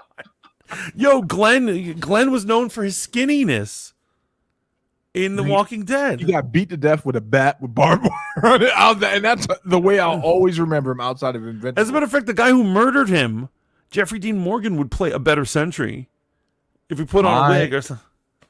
Semen that I left on the floor when I was 14, the first time I ever jerked off, would play a better Sentry than him. This is where we are. This is the absurd. We are literally in the craziest universe right now. Let me ask you a question, man. Let me ask you a real solid question. Do you think that anyone? Yeah, I seen a video of Meg recently. She's fairly attractive. She is a fairly attractive girl. Actually, my issue is not with Meg the Stallion at all. In fact, let's stay on Marvel. Come on. no, Berlin brought it up. Let me talk about it, fucker. It's not with her at all. It's with her fans, her acolytes. You people are the problem. The way you've hoisted her up to near deity-like status. But moving back into Marvel, man. Now the women have to retaliate. How can they retaliate? What physical harm other Not than physical, but I'm now we're gonna have to hear it in the chat. False accusations, bro? Do you know what we're living through? Someone said today, Star, we're living through the second phase of Me Too. Think about Mayor Adams, Jamie Foxx. Second phase, man. You fucking told us we were safe, and then they went into Frieza second form on us. Jesus Christ, man. I'm sorry. I mean, the motherfucker's already the emperor. He's already the emperor of the universe. And then he has to have a fucking second form. Not even the second form. That motherfucker had 3. He had like 10 forms eventually. Yeah, I remember when we watched. There's a gold Frieza. I remember we watched it on Cartoon Network, like, and I was like the diehard Dragon Ball Z fan of all of us. I was like, this shit's never gonna end. We're never gonna be out of this fucking anyway. Man, getting back to Marvel.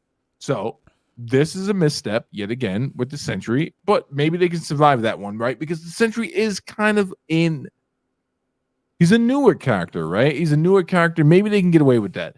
I do not think they will survive, and I'm calling it right now. They will not survive gender swapping the Silver Surfer. They will not. They will not. I won't go. I think most people will. I think a lot of people will boycott. A crazy amount of people will boycott because it doesn't make sense. Like, why does the character need to be a woman? Be this way? That's my fucking question. Who is this for? Is this for the casual fan? You don't think the casual fan is going to somehow encounter the rich history of Silver Surfer being a male? And why is it important for him to be a male? Because I have to beg the question. Why is it important for him to be a female? This is a long-standing character. Hey, let me ask you a fucking question. Would you turn Macbeth into McBethany? Right. Now, before any British poor dental having European fucks come up in here with your holier than thou literature background. First of all, I'm not equating the Silver Surfer comics to Macbeth. I'm saying that they're better, and Macbeth, the story itself, is overrated. But no, I hear you. Like, what is the? It's crazy that here's what it is. I'm hoping that this is like a plan they had before the Marvels, and since the Marvels are sucking so bad, they're gonna be like they're gonna change, they're gonna pivot or whatever. I don't think so, man. I don't think so, man. I want everything to work out. I really, really do, man. I want there to be a Blade movie. I wanted there to be all these things, man. They were going to make him. Kevin Feige had to tell them to stop when they were going to make him a 4th string character next to a little girl and 2 other women. How is that a Blade movie? What the fuck are these people on? What are they supposed? You, Steve, listen to this. Is that nigga? Don't tell me about this fucking shit. I've been warning you from the beginning. But when they announced this shit, I've been saying they are not gonna fucking make this movie because the climate is. No offense to anyone in the chat. I'm talking to you specifically, Bex. I don't know if black women have this much power or people want to cater to the invisible black woman who didn't ask for this. There is no reason at all for Blade to play 3rd, 4th, or 5th string to any other character in his own fucking movie, man. The original Blade movie with Wesley Snipes, which we all know is far superior than the original Blade in the comics, right? This is a rarity. Where the movie was superior, and you're like, okay, let's change the comic lore to match the movie. Yeah, they did. Like, Strong black woman in the movie, right? Strong. You know what's funny? It started with the Ultimates, and that's why I read the Ultimates, because I love that the first place they did it, they were like, we're gonna make Blade black, and like cool, like he wears body armor, and he wears all black. No, brother. So the movie, right? So all right, and I hate this, right? No, but I'm saying the movie taught them. Oh, right. The first move they went into Ultimates, and they're like, it's working the Ultimates. I was getting triggered. Oh yeah, no. God, Ultimates weren't around in the 90s. But what I'm saying is like, they were the first, and then suddenly 616 was like, yeah, do it. It's cool. It's cool to make him like the movie.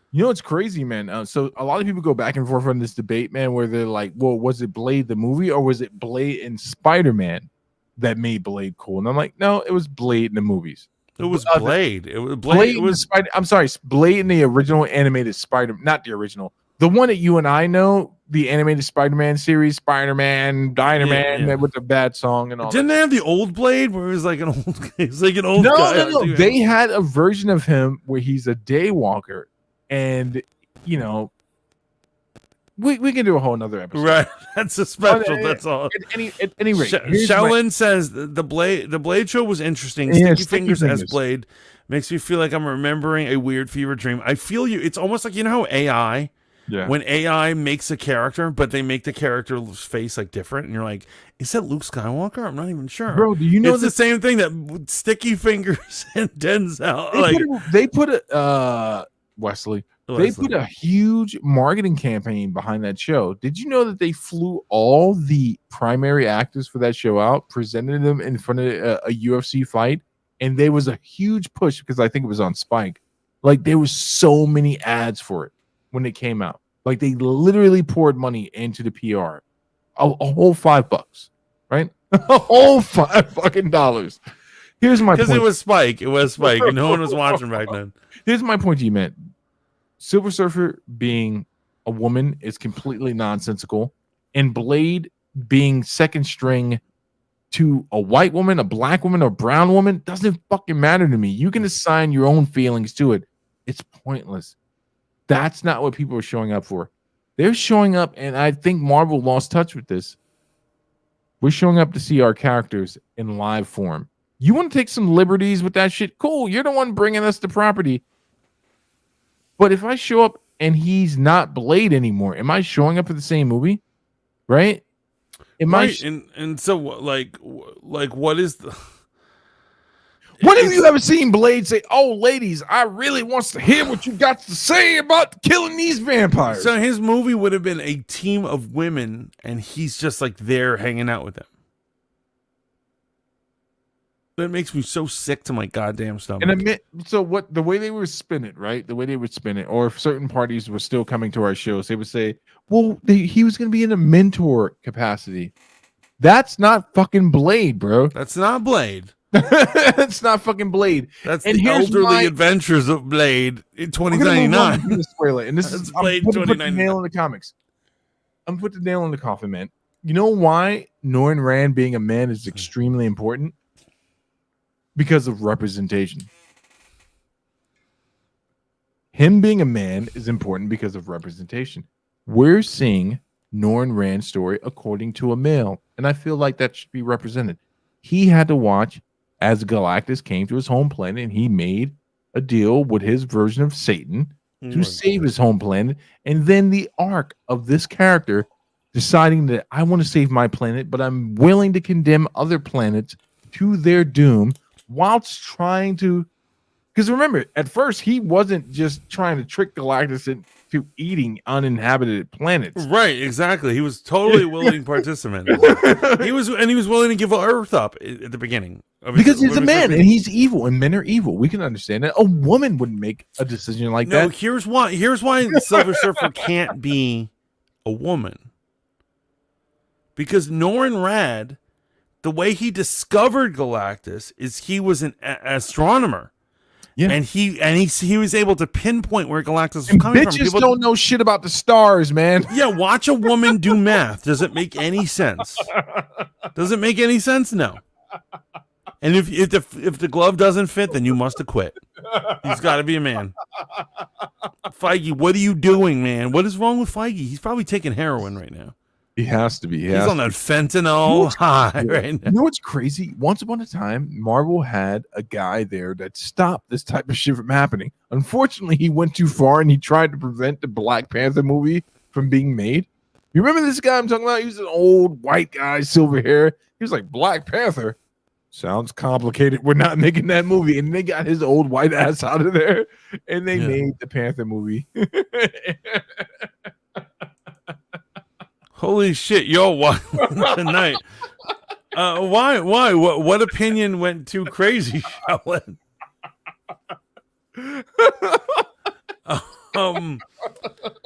So here's what I'm saying. Do you remember what I'm talking about? Remember the guy who didn't want to make the Black Panther movie? Yeah. I know what you're talking about. Yo, but here's what I'm saying. Aman Vellani, Miss Marvel, the face of the MCU, a sequel to the Marvels where it's all chicks running around, never getting hurt, doing crazy shit. Right. The Silver Surfer is a woman. Right. Blade plays fourth string to a group of females he's babysitting. Has Steven Yeun, who they probably told not to work out, is Sentry, the most powerful superhero in Marvel Universe. Does this sound like a franchise you want to watch or you pay to watch? And Hyperion is played by a Mexican. Yo, honestly, if they have Hyperion come in, they just need to hire Henry Cavill, right? Have him dye his hair blonde and like just put him in there, you know. Bro, were you a Highlander fan? Before we get to Venezuela, right? Let's talk about something important. Were you a Highlander fan? Highlander fans don't accept me because I like those movies, which don't make any sense. They really don't make any sense. No, but I know you're really talking about that show. The show with Adrian Paul. Yeah, people were obsessed with that. I didn't. Great show. Did not age Here's well. what it is. I kind of fucked with it, but I wasn't obsessed with it. So Henry Cavill is reprising the Highlander franchise, and it is a go. This is a thing that's happening. And I think that this is going to be the best thing we've seen Henry Cavill in, or at least I hope, right? The Witcher season 1, episode 1 through 3 were the best things I've seen Henry Cavill in, other than Mission Impossible, which I finally watched, and you're right. It's a great movie. And obviously playing Superman. I'm really excited to see Henry Cavill play, hopefully, a McLeod character, or if they decide to go in a different direction. I think for continuity issues, he should be a McLeod. I really think Henry Cavill is going to be amazing in this, man. I think Henry Cavill, in spite of what that blonde lesbian says on her YouTube channel, I think yes, Grace Randolph. We know what you're talking about. No. I'm not talking about Grace Randolph. I'm not talking about. I'm sorry, Grace Randolf.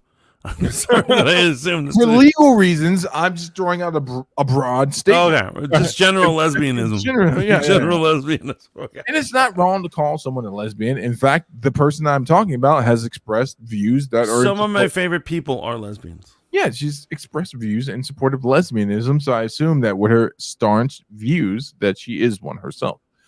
I would love to see Henry Cavill in that. Now, if that project falls completely on its face, yes, Henry Cavill should be Hyperion, Captain Britain, or the Sentry. You can only cast him in the MCU as one of those three characters. Which one would you want to see him as? Hyperion. Really? Not the Sentry. Okay. Well, here's what it is. In my mind, Sentry's already done, you know. Steven Yeun is the Sentry. That's just what it is. Nothing's nothing until it's something. It's already done. Okay, bro, just accept it. You need to accept that. Oh, and do I? It sounds like fucking grooming. I'm really, here's the thing. I'm super fucking pissed at this movie, and it's not this just the Steven Yeun thing that like they don't even have real Thunderbolts there. Here's what I'm saying. Several of those people have been Thunderbolts, but they have Baron Zemo, the founder of the Thunderbolts, in play in the Marvel Universe, and he's not in his own fucking movie. You know why? Because the guy who played him as Zemo was like, I am a thespian, and I enjoyed playing Zemo, but I don't want to be part of no bullshit, man. She doesn't want to make money. No. I support this thespian and this thespian act, right? He was great as Baron Zemo. But why would I want to tie myself to some nonsense? Like, just because I enjoy doing something doesn't mean I need to be on the fucking stage. You know what the most perfect thing in the world is? This is what I love about superhero movies. What? Well, the real Baron Zemo has a deformed face and has to wear a purple mask. Yes. I would just have that happen and then recast him, someone who can do his voice, and they can be, and I will pay them to be Baron Zemo. We don't need this pretty boy. He can go do Shakespeare in the Park and be poor and suck dick for coke if he needs to. But meanwhile, we'll pay someone who's willing to be Baron Zemo and all we need is a voice. But I'm saying Baron Zemo normally is known for his freaking purple mask to cover his deformed face, and so that's what they should do. But I'm saying he needs to be in the Thunderbolts. It makes no sense not to have him. I know. I'm an extremist. I'm a purist, right? He went to the bathroom again, didn't he? Zemo was the best part of Falcon. Yeah, he was, and honestly, he should have worn his mask more. Another thing is, I gotta say, the way that series failed me. Things I loved a lot of things about it. But the way it should have ended is both Falcon and Zemo should have been exposed to the super soldier serum at the end of it. 100%. I agree with that 100%. Because they're comic book characters do. So I don't know what the purpose of not giving Falcon, is his legacy, his birthright. Can I ask you a question? Yeah. Is Storm a strong black female character? Of course. She's the Beyonce of comic books. Have you ever heard? She was Beyonce before Beyonce was Beyonce. And let me remind you, and I'm going to shit on my own people, she's a light skin. Well, but Storm is a real sister. Well, video footage has shown that Beyonce has become lighter over the years, but that's for another episode. Have you ever heard Storm reference herself? And she's been written predominantly by white males, but have you ever heard her reference herself as a strong female black character? Like a strong black mutant? I don't think she needs to, right? Because it's heavily implied, right? Her strength. I mean, you already see her strength. People, here's what it is. It's like in Game of Thrones when Joffrey is going on about saying, he's like, I'm the king. And then his grandfather says, any man who has to shout, I am the king to get people to listen to him is no true king. So if you're strong, you will be strong, basically, is the point. And so she's strong. She doesn't have to say it. Right. Right. She's very strong. What's going on with Venezuela, man? Let's get it. You mean Argentina, but it's all good, guys. He said Storm ain't no light skin. No, I'm talking Beyonce. Beyonce is the light skin. So here's what I love. Wait. Here's the thing, man. Okay, so if you guys aren't paying attention to the comics, don't let me be the person to ruin it. But y'all need to go reread some Storm origins, right? There's a reason she has silver hair. What the fuck does that mean? But she's a mutant, motherfucker. What are you saying? What are you trying to say? No. Actually, turns out that's not a mutant trait. Oh God, I'm not even. This is why I hate comics. It has to do. Hold on. Do you remember when they tried to take Wolverine's mutantness away from him? That they were like he's not a mutant. He's a member of the Wolvine, who are immortal species of wolfmen who have lived a longer. I'm like, fuck it, this is so stupid. Just like Spider-Man, the story to others. You're talking about the storyline where they introduced Wolverine's eternal play hater. Wolverine had a whole character. Yes, that's like, nigga, I've been a Romulus. Yes, Romulus, and yes, he was basically he's like, I'm Wolverine with more spikes. Like, I've been around hating on you for years. He's like, I've watched you like a pervert for many, many years. Like the stories, or they tried to do it with Spider-Man too. Spider-Man with the others. Yes, and then they're like, oh, it's not just you. There's all the Madam Web. Did we talk about the Madam Web? We have not talked about my Madam Web. Now I know everyone's dissing on it, but I'm gonna go see it. So how the fuck are you impressed by that shit and not the Echo trailer? No, I'm not impressed with it. Oh, I want to see it. I want to see it as a train wreck. I'm gonna go see it, but it's pretty. Basically, it's Pretty Little Liars with Spider-Man powers. So now I'm not gonna go see it. I just changed my mind that quick. I don't feel comfortable around that demographic of people. What is this? Silence's Mantis is speaking full-blown Japanese right now. My man, I was I'm saying Beyonce was light skinned. Storm is not light skinned. Oh my god, she's truly African. Well, I don't know. She's from Northern Africa. Wait, are you about? Oh my god, are you about to? Yo, tell me that X-Men writers didn't get bored and like, let's take away her Africanness. No. They didn't take away her blackness. In fact, her white hair has to do more with her African lineage. She comes from a tribe where the shaman or the shamanist, is that a word? That is a trait particular to her tribe.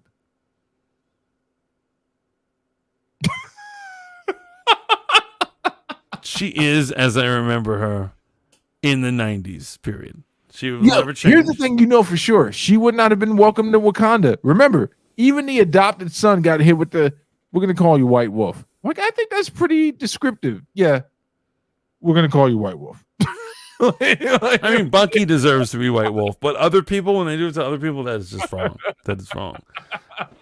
We were about to do... we were about to share. Oh wait, give me those 1 second.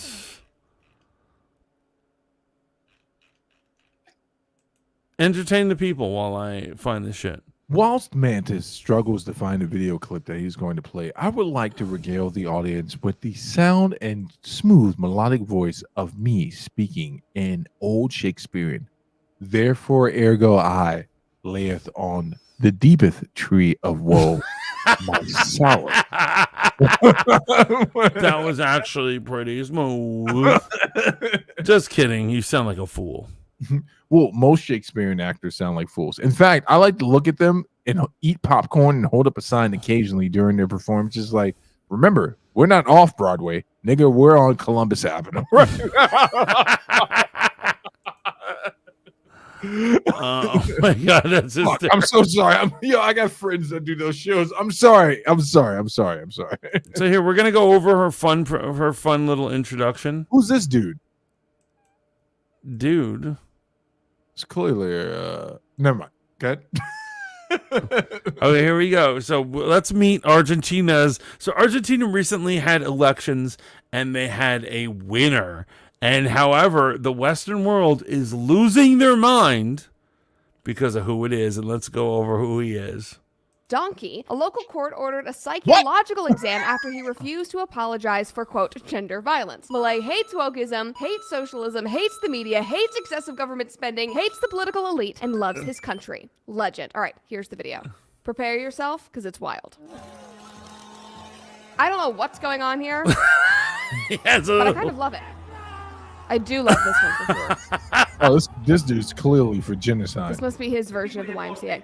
Afuera. It's good. Ministerio de Cultura. Afuera. Ministerio de Ambiente. Actually, let's go back. Let's go back over this. This must be his version of the YMCA. Wait. The Ministry of Sports and Tourism. Throws it away. Out. It's good. Ministry of Culture. Out. Ministry of Environment and Sustainable Development. Out. Ministry of Women, Genders, and Diversity. Out. This dude's clearly leading the next genocide, man. He's saying the shit leftist, and she's like, "Why are you calling leftist shit shitty?" He says all collectivists, all kinds. Donde básicamente, no, si ustedes no recitan el socialismo cool, si ustedes no son woke, entonces son He said woke. He said son un woke. peligro para la democracia. Vamos, muchachos, digamos con estas estupideces y en lugar de ser 140, vamos a hacer la Villa Miseria más grande del He's so good. That last line, especially where he was like, "Who cares?" Okay. I have one clear problem. Mantis. What country is this again? I just want to make sure I have it correct. Argentina. All right. So there is a dark-skinned Argentinian population. Do you think that people would be heralding him in his own country, Argentina. Think about what we're talking about right now. If this was a black man saying these things, a black Argentinian. Here's what I'm saying. No, but I don't think that's a valid argument. No, it's not an argument. It's a question. So, obviously, so I understand colorism. I believe, obviously, in colorism. So, Right. obviously, yeah, anytime a black man says anything, he's going to have a harder time getting through to people because people are going to be like, going to hate on him. And I do think that's a thing. I absolutely think that's a thing. Okay. And you're right. You notice he is a very light-skinned Argentinian, right? With a Beatles-style haircut, a mullet of haircut. A mullet. He's got sideburns like he's from another century. Yo, the leftists in America are losing their minds. Donald Trump thanked him for his, and it was like, yo, congratulations, bro. Oh my goodness. Let's see what else he's got. Socioculture, gender BS, all of your weird woke political ideologies when our economy is tanking, when people can't afford to even live in our country, and you're concerned with that. This is worthless. It's less than worthless, my boy. That should be the energy that we in our country have as well. But I think that we are also a little too concerned with the socio-political nonsense. Watching all of this unfold has really just made me wish that we also had a president that was calling out the woke BS in our society right now. But like I said, I don't know this woman's entire backstory, so I'm going to disrespect her right now.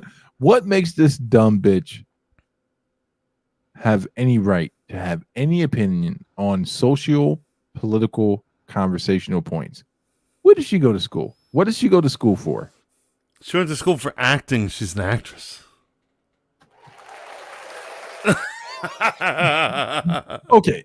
And why, in any way, shape, or form, should we take anything that this actress, if I'm not going to listen to Matt Damon or Ben Affleck or Jennifer Lopez, why should I take her opinions any more serious than anyone else? Well, that's what the internet is. It's just a bunch of people sharing their opinions. Nobody is a specialist or an expert at anything. Right. Tyrone Magnus is also an actor. You will never hear Tyrone Magnus weighing in this heavily on social political issues. But I'm just saying, all of this shit is just people just saying their opinion. That's what the internet is. Okay. I'm here for it. at the beginning, this is very positive. I am very, very happy for Argentina because they have lacked a good leader like this for so long. Wait, Somebody pause commented it. and said, No, wait, pause it, in this country. What makes her not the next Grace Randolph? Just some bitch saying shit. That's what the internet. Do you not understand how the internet works? No, I understand how it works. On YouTube, no one has accreditations of anything. So they just make videos. Okay. So popularity is what makes people. Mantis, you're the devil, bro. You realize that the way you said that, you're like, it's what's popular. Like the most. She has 3.77 million followers. So yeah, I remember that argument. Like, I remember her last video you showed me. All right, continue. But I'm just saying that's how it is. You know, Another person said, what a polar opposite from the current president. Yes, exactly. Argentina has been plagued with skyrocketing inflation and basically economic ruin for years.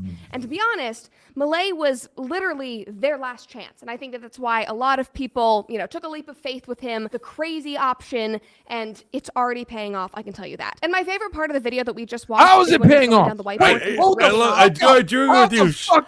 I agree with you. She has no evidence. She didn't state any evidence. She doesn't know any evidence. She has no idea if that's working.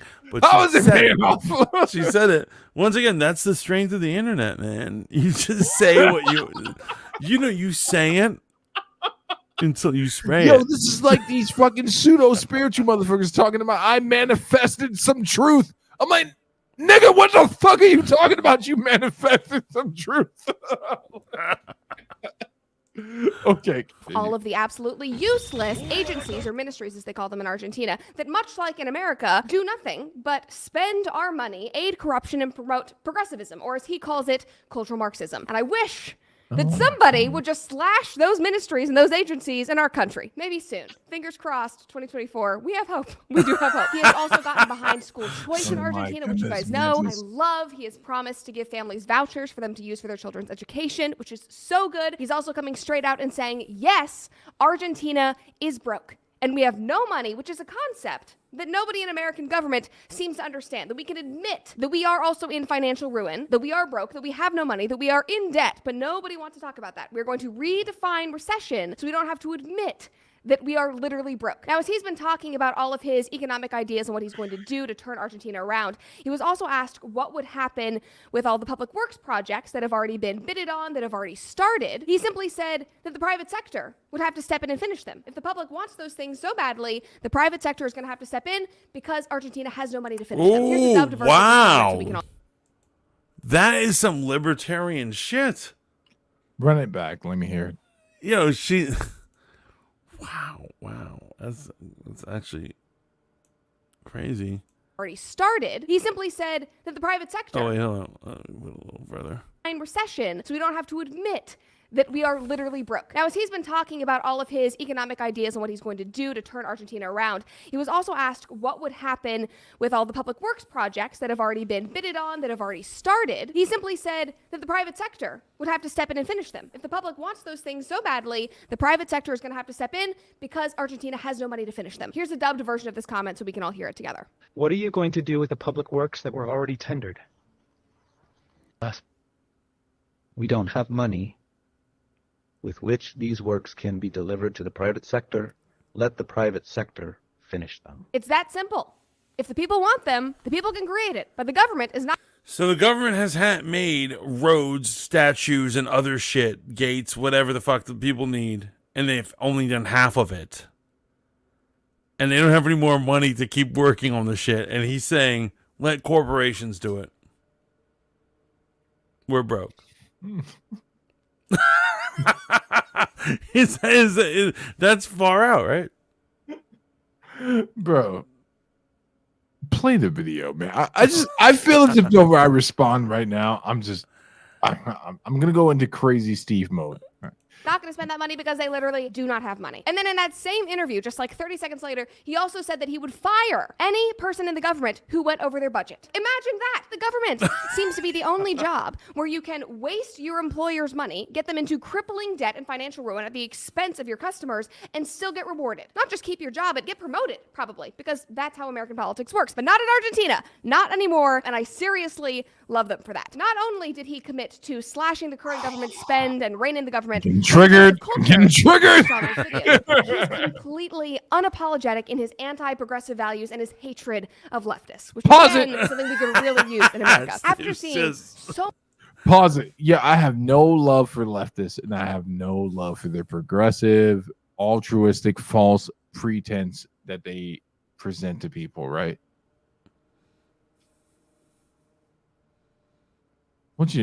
Are you familiar with anything in regards to marketing and ad campaigns? Yeah.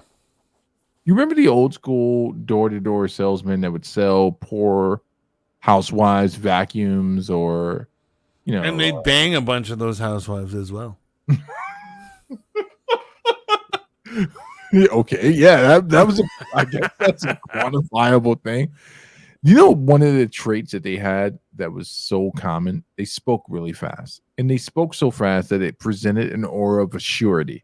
And that right. They're super confident in what they're saying. Right. Like, this is up. And like people are like, right. And they don't know what you're saying. They're like, or if you listen to hip hop, it's like when you listen to Tongue Twister. You're like, oh shit, this motherfucker's rhyming mad fast. Must be dope. It must be dope. Shame I missed it. I have this young lady that you have on the screen right now. I do not doubt her intelligence. Actually, I do. Let me just dispel with all pretense. I'm not going to say that she is a political master or anything like that. She's an actress who's just presenting some shit. Yeah, she wants to play Snow White. I think she is Right. playing Snow White for the Daily Wire, right? Yeah. But for her to have a full orbal, full orb, developed view of this conversation, how she's saying that she loves this guy and his positions and what's going on with him, right? How deeply entrenched in their politics is she? Because they've been broke for quite some time, which she did highlight here in this video. But there have been other people who've campaigned under the same exact moniker, the same exact trope where, hey, if the people want finished roads, the private sector has to come in. I want you to just let that lay out for a second, right? If they want whatever it is that the private sector is supposed to be providing, now the private sector is responsible for it. So the next part of that equation is the private sector says, get fucked. We're not doing it. Right. So what happens to the people then? They get dicked. However, I hate to say this. I know mad hate, and I think we're at the point of the show where all of our listeners aren't listening anymore. So I feel more comfortable saying this. It is South America. Holy shit! So, you want to tell me that every South American country has finished roads, finished bridges? No, they wouldn't be the first one who had half made shit. So that is not a legible argument or response, man. No, it's not, but it's fun to say. Okay, continue.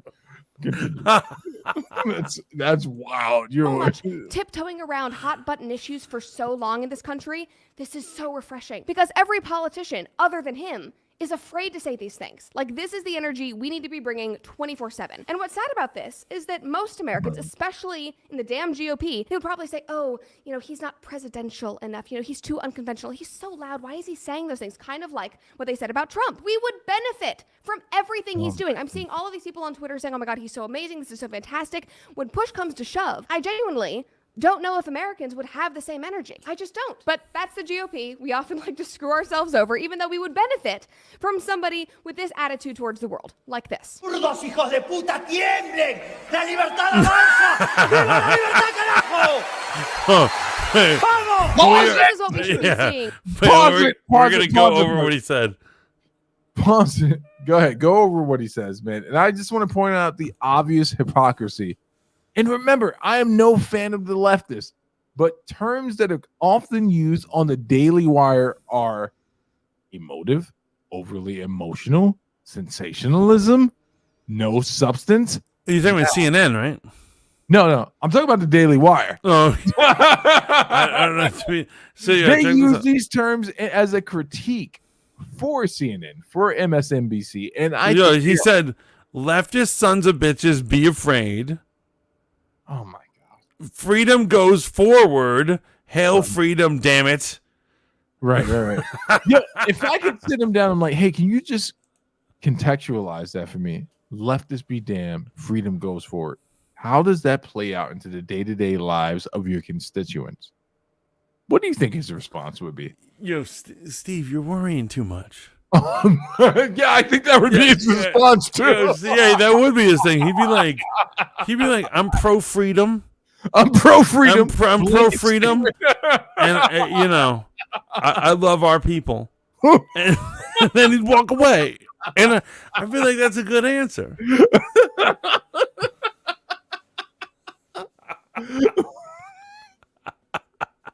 I'm trapped in a fucking crazy house, bro. He's like, I'm pro freedom. I'm anti cancer.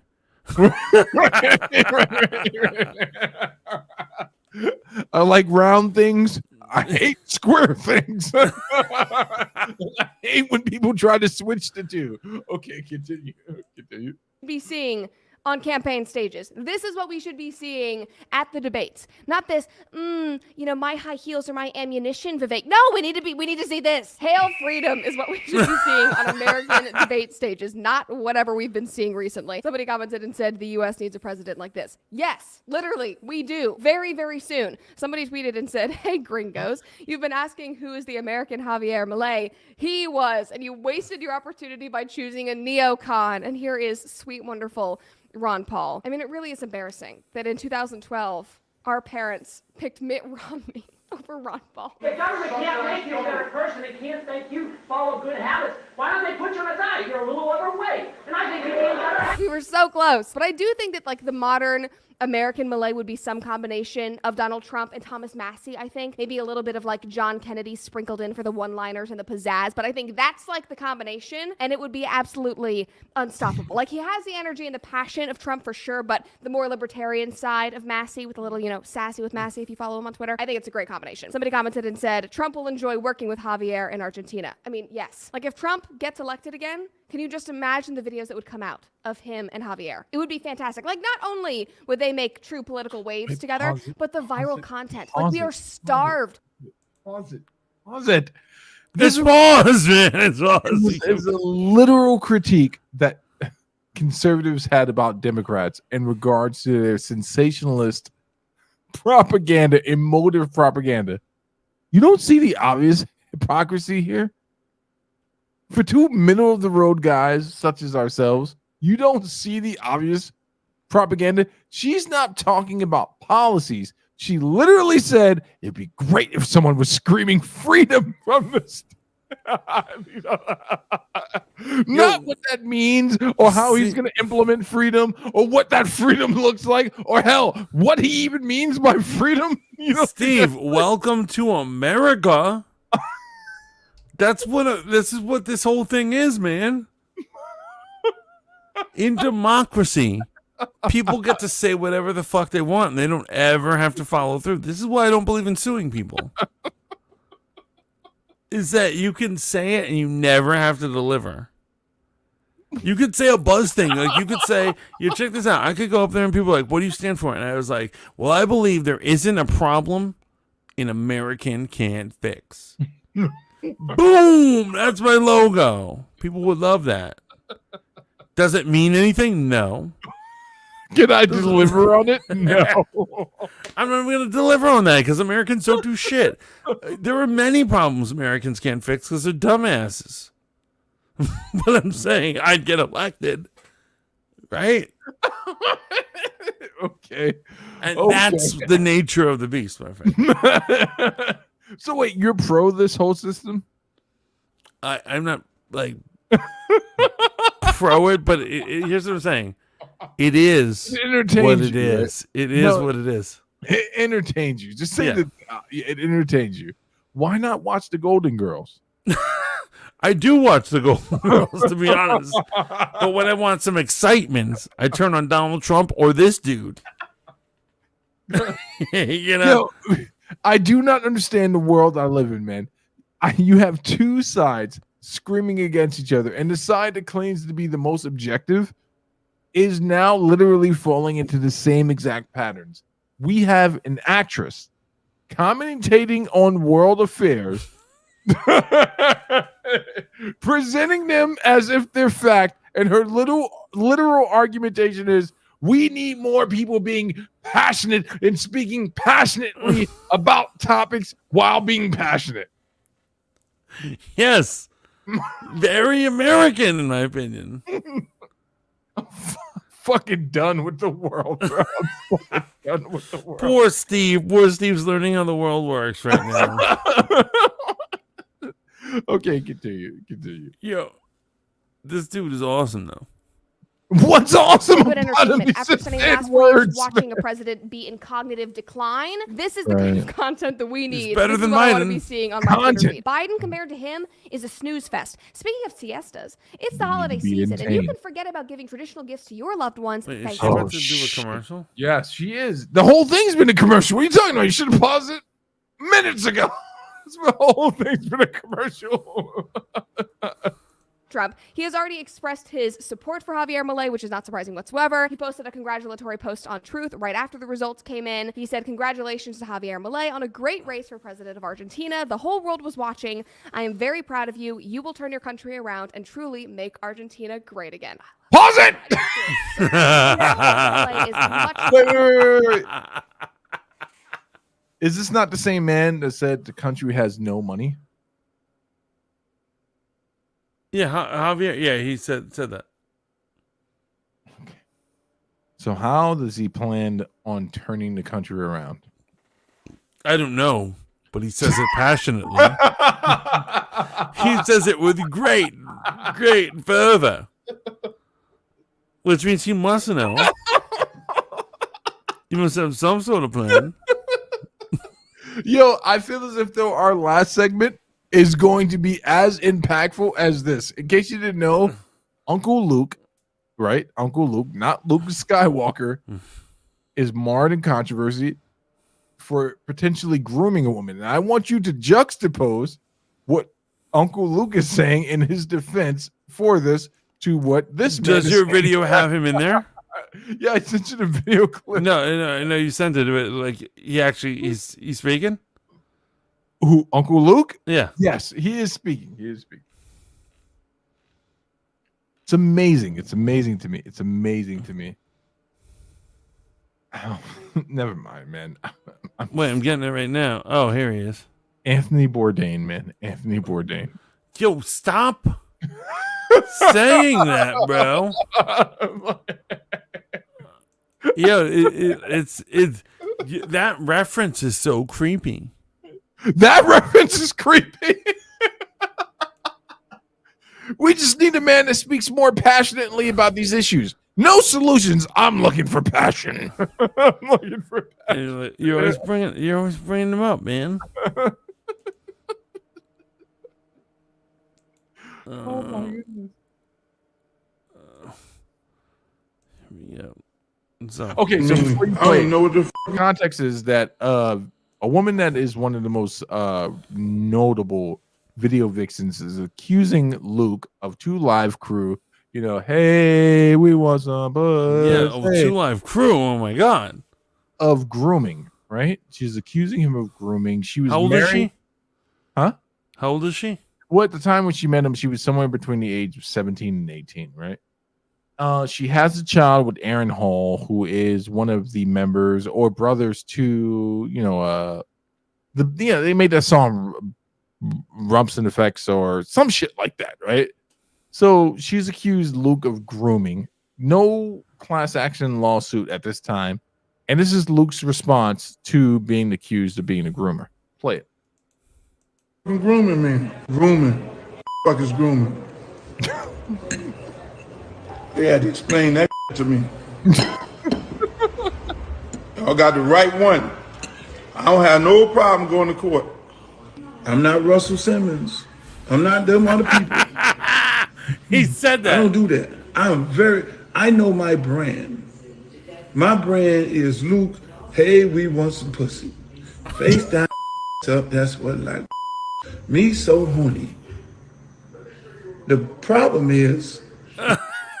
My man, that's what they're going after you for. Because of your brand. Doesn't see it.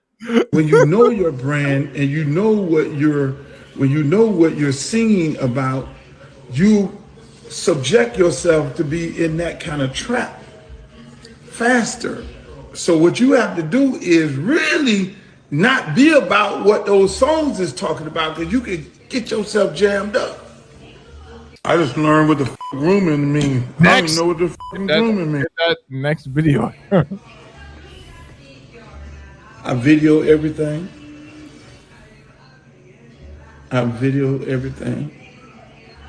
Everybody sign releases.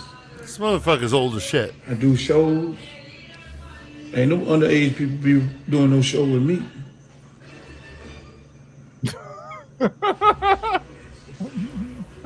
I fire girls. You get caught. I have chaperone for the girls. One head dancer. It's always one head dancer. And she put everybody in check.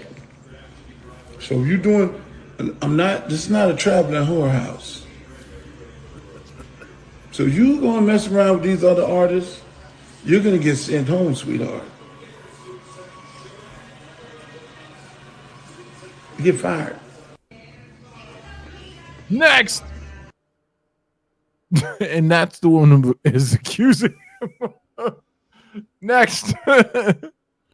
and that's her with her child with Aaron Hall, and that's her husband. I'm a fucking to death. I like the fucking public. You feel me? Yeah. So niggas can't say.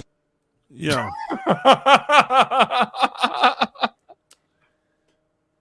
So here's the thing. So she believes she was groomed as an adult. She feels she was groomed as an underage person, and she met Aaron Hall, the gentleman that you're seeing on the screen here, allegedly when she was supposedly underage. And yeah, she's just stating, not accusing or seeking any monetary compensation, that Luke groomed her in her early video vixen stages. So if I could be controversial, get canceled, be hated on by bitches, and also take the side of a reprehensible, disgusting animal known as Pearly Things. Ooh, Pearly Things now reprehensible. You said she was morally upright a long time ago, but she's become a fucking animal since. I hate this shit. However, I will take her side on this on this concept. And so here's the thing. Why is the new conversation that women of adult age don't have control over themselves, or that they're able to be groomed? I understand grooming of young people, and that is crime, and that is horrible. Young people don't know what is going on. They don't know what affection is or touching is. Right. And it's a complicated situation. But once a woman is a full-grown adult, and yet somehow they still accuse motherfuckers of grooming them or manipulating them. They're like, I used to bang him five times a day, but I didn't want to. Did you say no? No. But he manipulated me. And they're like, well, she's a bitch. She doesn't know what's going on. Well, she's saying that she was 17 at the time. So I know legally. I'm not going to finish that thought. Wait. Hold that thought. Let me pee, bro. I just...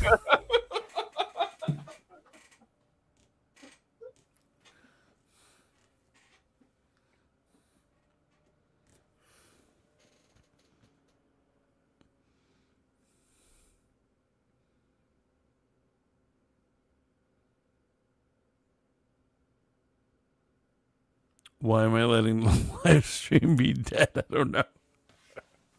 Because it's 2:01. That's right. We're going over 2 hours. I think a lot of people are falling asleep or not alive at their keyboards. But this is the Fat Mantis. I'm going to let you know there's a lot of crazy changes going on, particularly in the radio world. We're going to get into that in a later stream, but right now we're talking about some very serious stuff, me and Steve here. So, what do you have to say about that? Like, I know here's my official Pony says he's awake, but like I'm saying, you don't defend women. You don't have to control women, but like, here's my official thing, man. Here's my official thing. First and foremost, Luke goes on to say something, and let me say that these are the thoughts and views of Luke. Now, whether or not you land on the same side, I ask you to be objective and ask yourself how true is what he's saying. So, in not this video or any of the videos that are present, and I think he might have removed it from social medias, he did respond to this. You knew the rules of the game, right? So, now, to the point of her, whether she was 17 or 18, right? There's a year difference, which makes it legal or illegal. If she's 17, it's illegal in most states. If she's 18, it's legal in most states, except for some of our southern brethren and sisters. Where 17 is legal in New York. Well, there you go. They were in Florida. Florida is probably the consent is 11, bro. If the consent is probably 11. Knowing what I know about you Floridians, it's probably 11. Here's the thing, right, man? Her story also consists of not only the potential of being groomed, but physical abuse and sexual abuse. Oh, I'm sorry, no, physical abuse, at least that I've heard her describe, physical and emotional. Those things are deplorable, right? They're deplorable. But I thought long and heavy about the Haven. We were all... Wait, what are you about to say right now? Shut the fuck up, man. Don't worry. I thought long and heavy about the Haven. We were all 16 to 17 at that time. Should we be prosecuted as adults if someone comes out and says, hey, I felt like I was being groomed? Well, I was 16, you were 17. In many instances, a lot of the girls that came to the Haven were older than us. In fact, I know of one instance for sure where a 41-year-old woman showed up to the Haven. And, well, that's neither here nor there. Right. Here's my point about this whole thing. If she was emotionally or physically abused, that is deplorable. 100%. 100%. You cannot deny. I agree. But at the same time, it's Luke. It's Luke. Right? And I have to ask the questions that makes everyone entirely uncomfortable. Where were your parents in this situation? Why were you moving from, I believe she's from Long Island originally, to Florida at the age where no minor should be able to move? That doesn't let these men off the hook. I have to ask the question, why was she able to move? And if you're going to sue Luke, right, and if charges are going to be brought against Luke, then those same charges should be brought against your parents. Right? Why were you able to move out of your parents' house at the age of 16 and 17 and then move to Florida to encounter Luke? That's the way the legal system works, right? Everyone's culpable in your trauma. Not the people you deem culpable, but everyone. Right. Are you aware of truancy laws in New York and Chicago? Yeah. Okay. So when I was a truant, when I was young in Chicago, I was cutting school a lot. We got a letter from the district attorney that says, hey, your fucking kid has not been to school for damn near 100 days. Oh, that's real truancy, bro. I thought I knew. I used to go to the arcade during lunch, sneak out. Yeah, I know which arcade you went to, the one on Midtown. Yeah, we all Midtown went there. shit. Yeah, that shit. The brick building, that shit was dope. At the best. You know what I'm talking about, right? I do. That you played the X-Men video game, the arcade game and shit. That was a great video arcade. Good times. But 100 days, Jesus. So they sent a letter of some effect to my home saying that my mom, who was my legal guardian, could be culpable in my truancy. And I remember my stepdad threatening to whoop my ass because he was like, if your mom gets any trouble, that's irrelevant. That's the way the law works. Everyone is culpable in your decision making.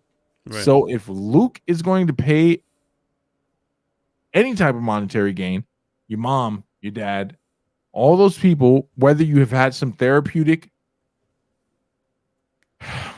amends with them, they are culpable. And that's only fair under the eyes of the law, in my mind.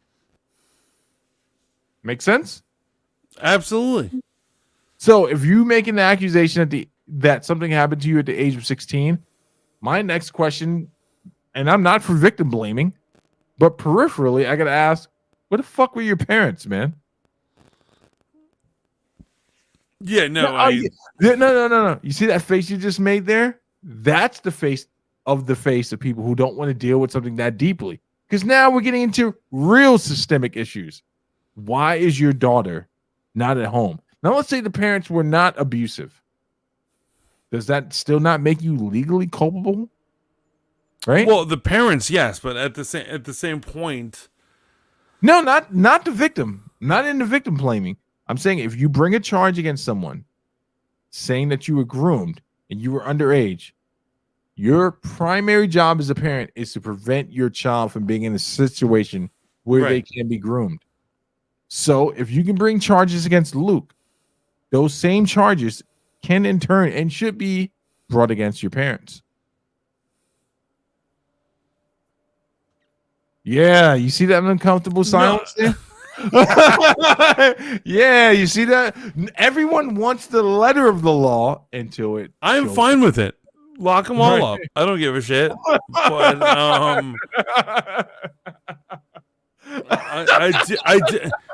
Here's you know what my problem is. You know what my problem is. Do you know what my problem is? Do you remember when I made my first face in this story? Yeah. It's when you said she was 17, and I said. And so the problem is that I understand 17 is not 18, and the letter of the law is like at 18, blah blah blah. But when you're 17, you should have some sort of knowledge about what men are after. Some agency, And some agency. Do you have any culpability? You telling me just sitting there letting Uncle Luke get on you?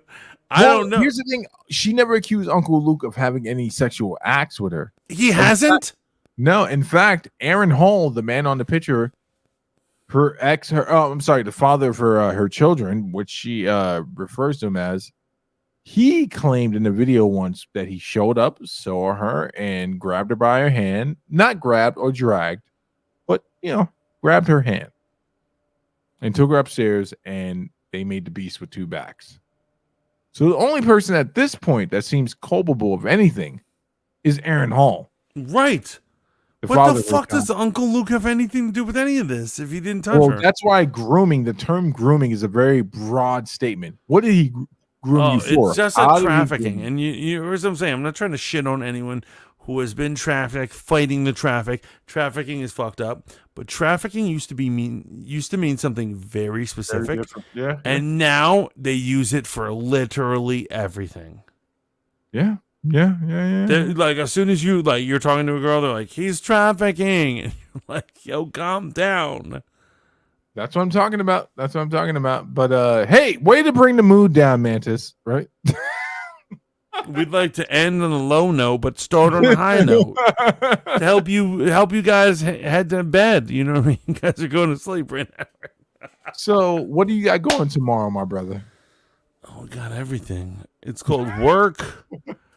I have no releases tomorrow. For those of you who don't know, my voice is not on Hot 95 right now, but it's about to be on something utterly freaking amazing. The secret is in. We're not going to talk about what it is. I will let you know when we're ready to launch. My voice will also be on that thing, and I will not be promoting anything, and that's why my social media has been absence of promotion of anything. So, with that said, fuck you. Have a good night. Yo, Steve, did you have fun tonight? I had a great time, man. I love when we get deep into comic lore and we can just kind of like let our hair down, as it were. You realize we're such dorks that we went about an hour and 20 minutes of just talking about Marvel. That was the original premise for this show. Right. yeah, it is. There's a lot of rumors. There's a lot of things to discuss, but that's how much we care about it.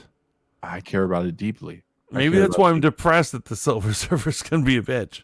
Well, don't worry. As long as a female actress, no matter what her political leanings are, comes on and says that these things are good, we're good. As long as it's an actress. That's what we established. It is Anna Taylor-Joy, and I love her. Anyway, this is Fat Man just signing off, guys. Keep it real. Don't put up with shit. Don't let any gender or racial bends ruin your day. Unless it's a character that you're willing to allow to have racial bend for whatever sick, perverted reason you decide that it's okay. Abso-freaking-lutely.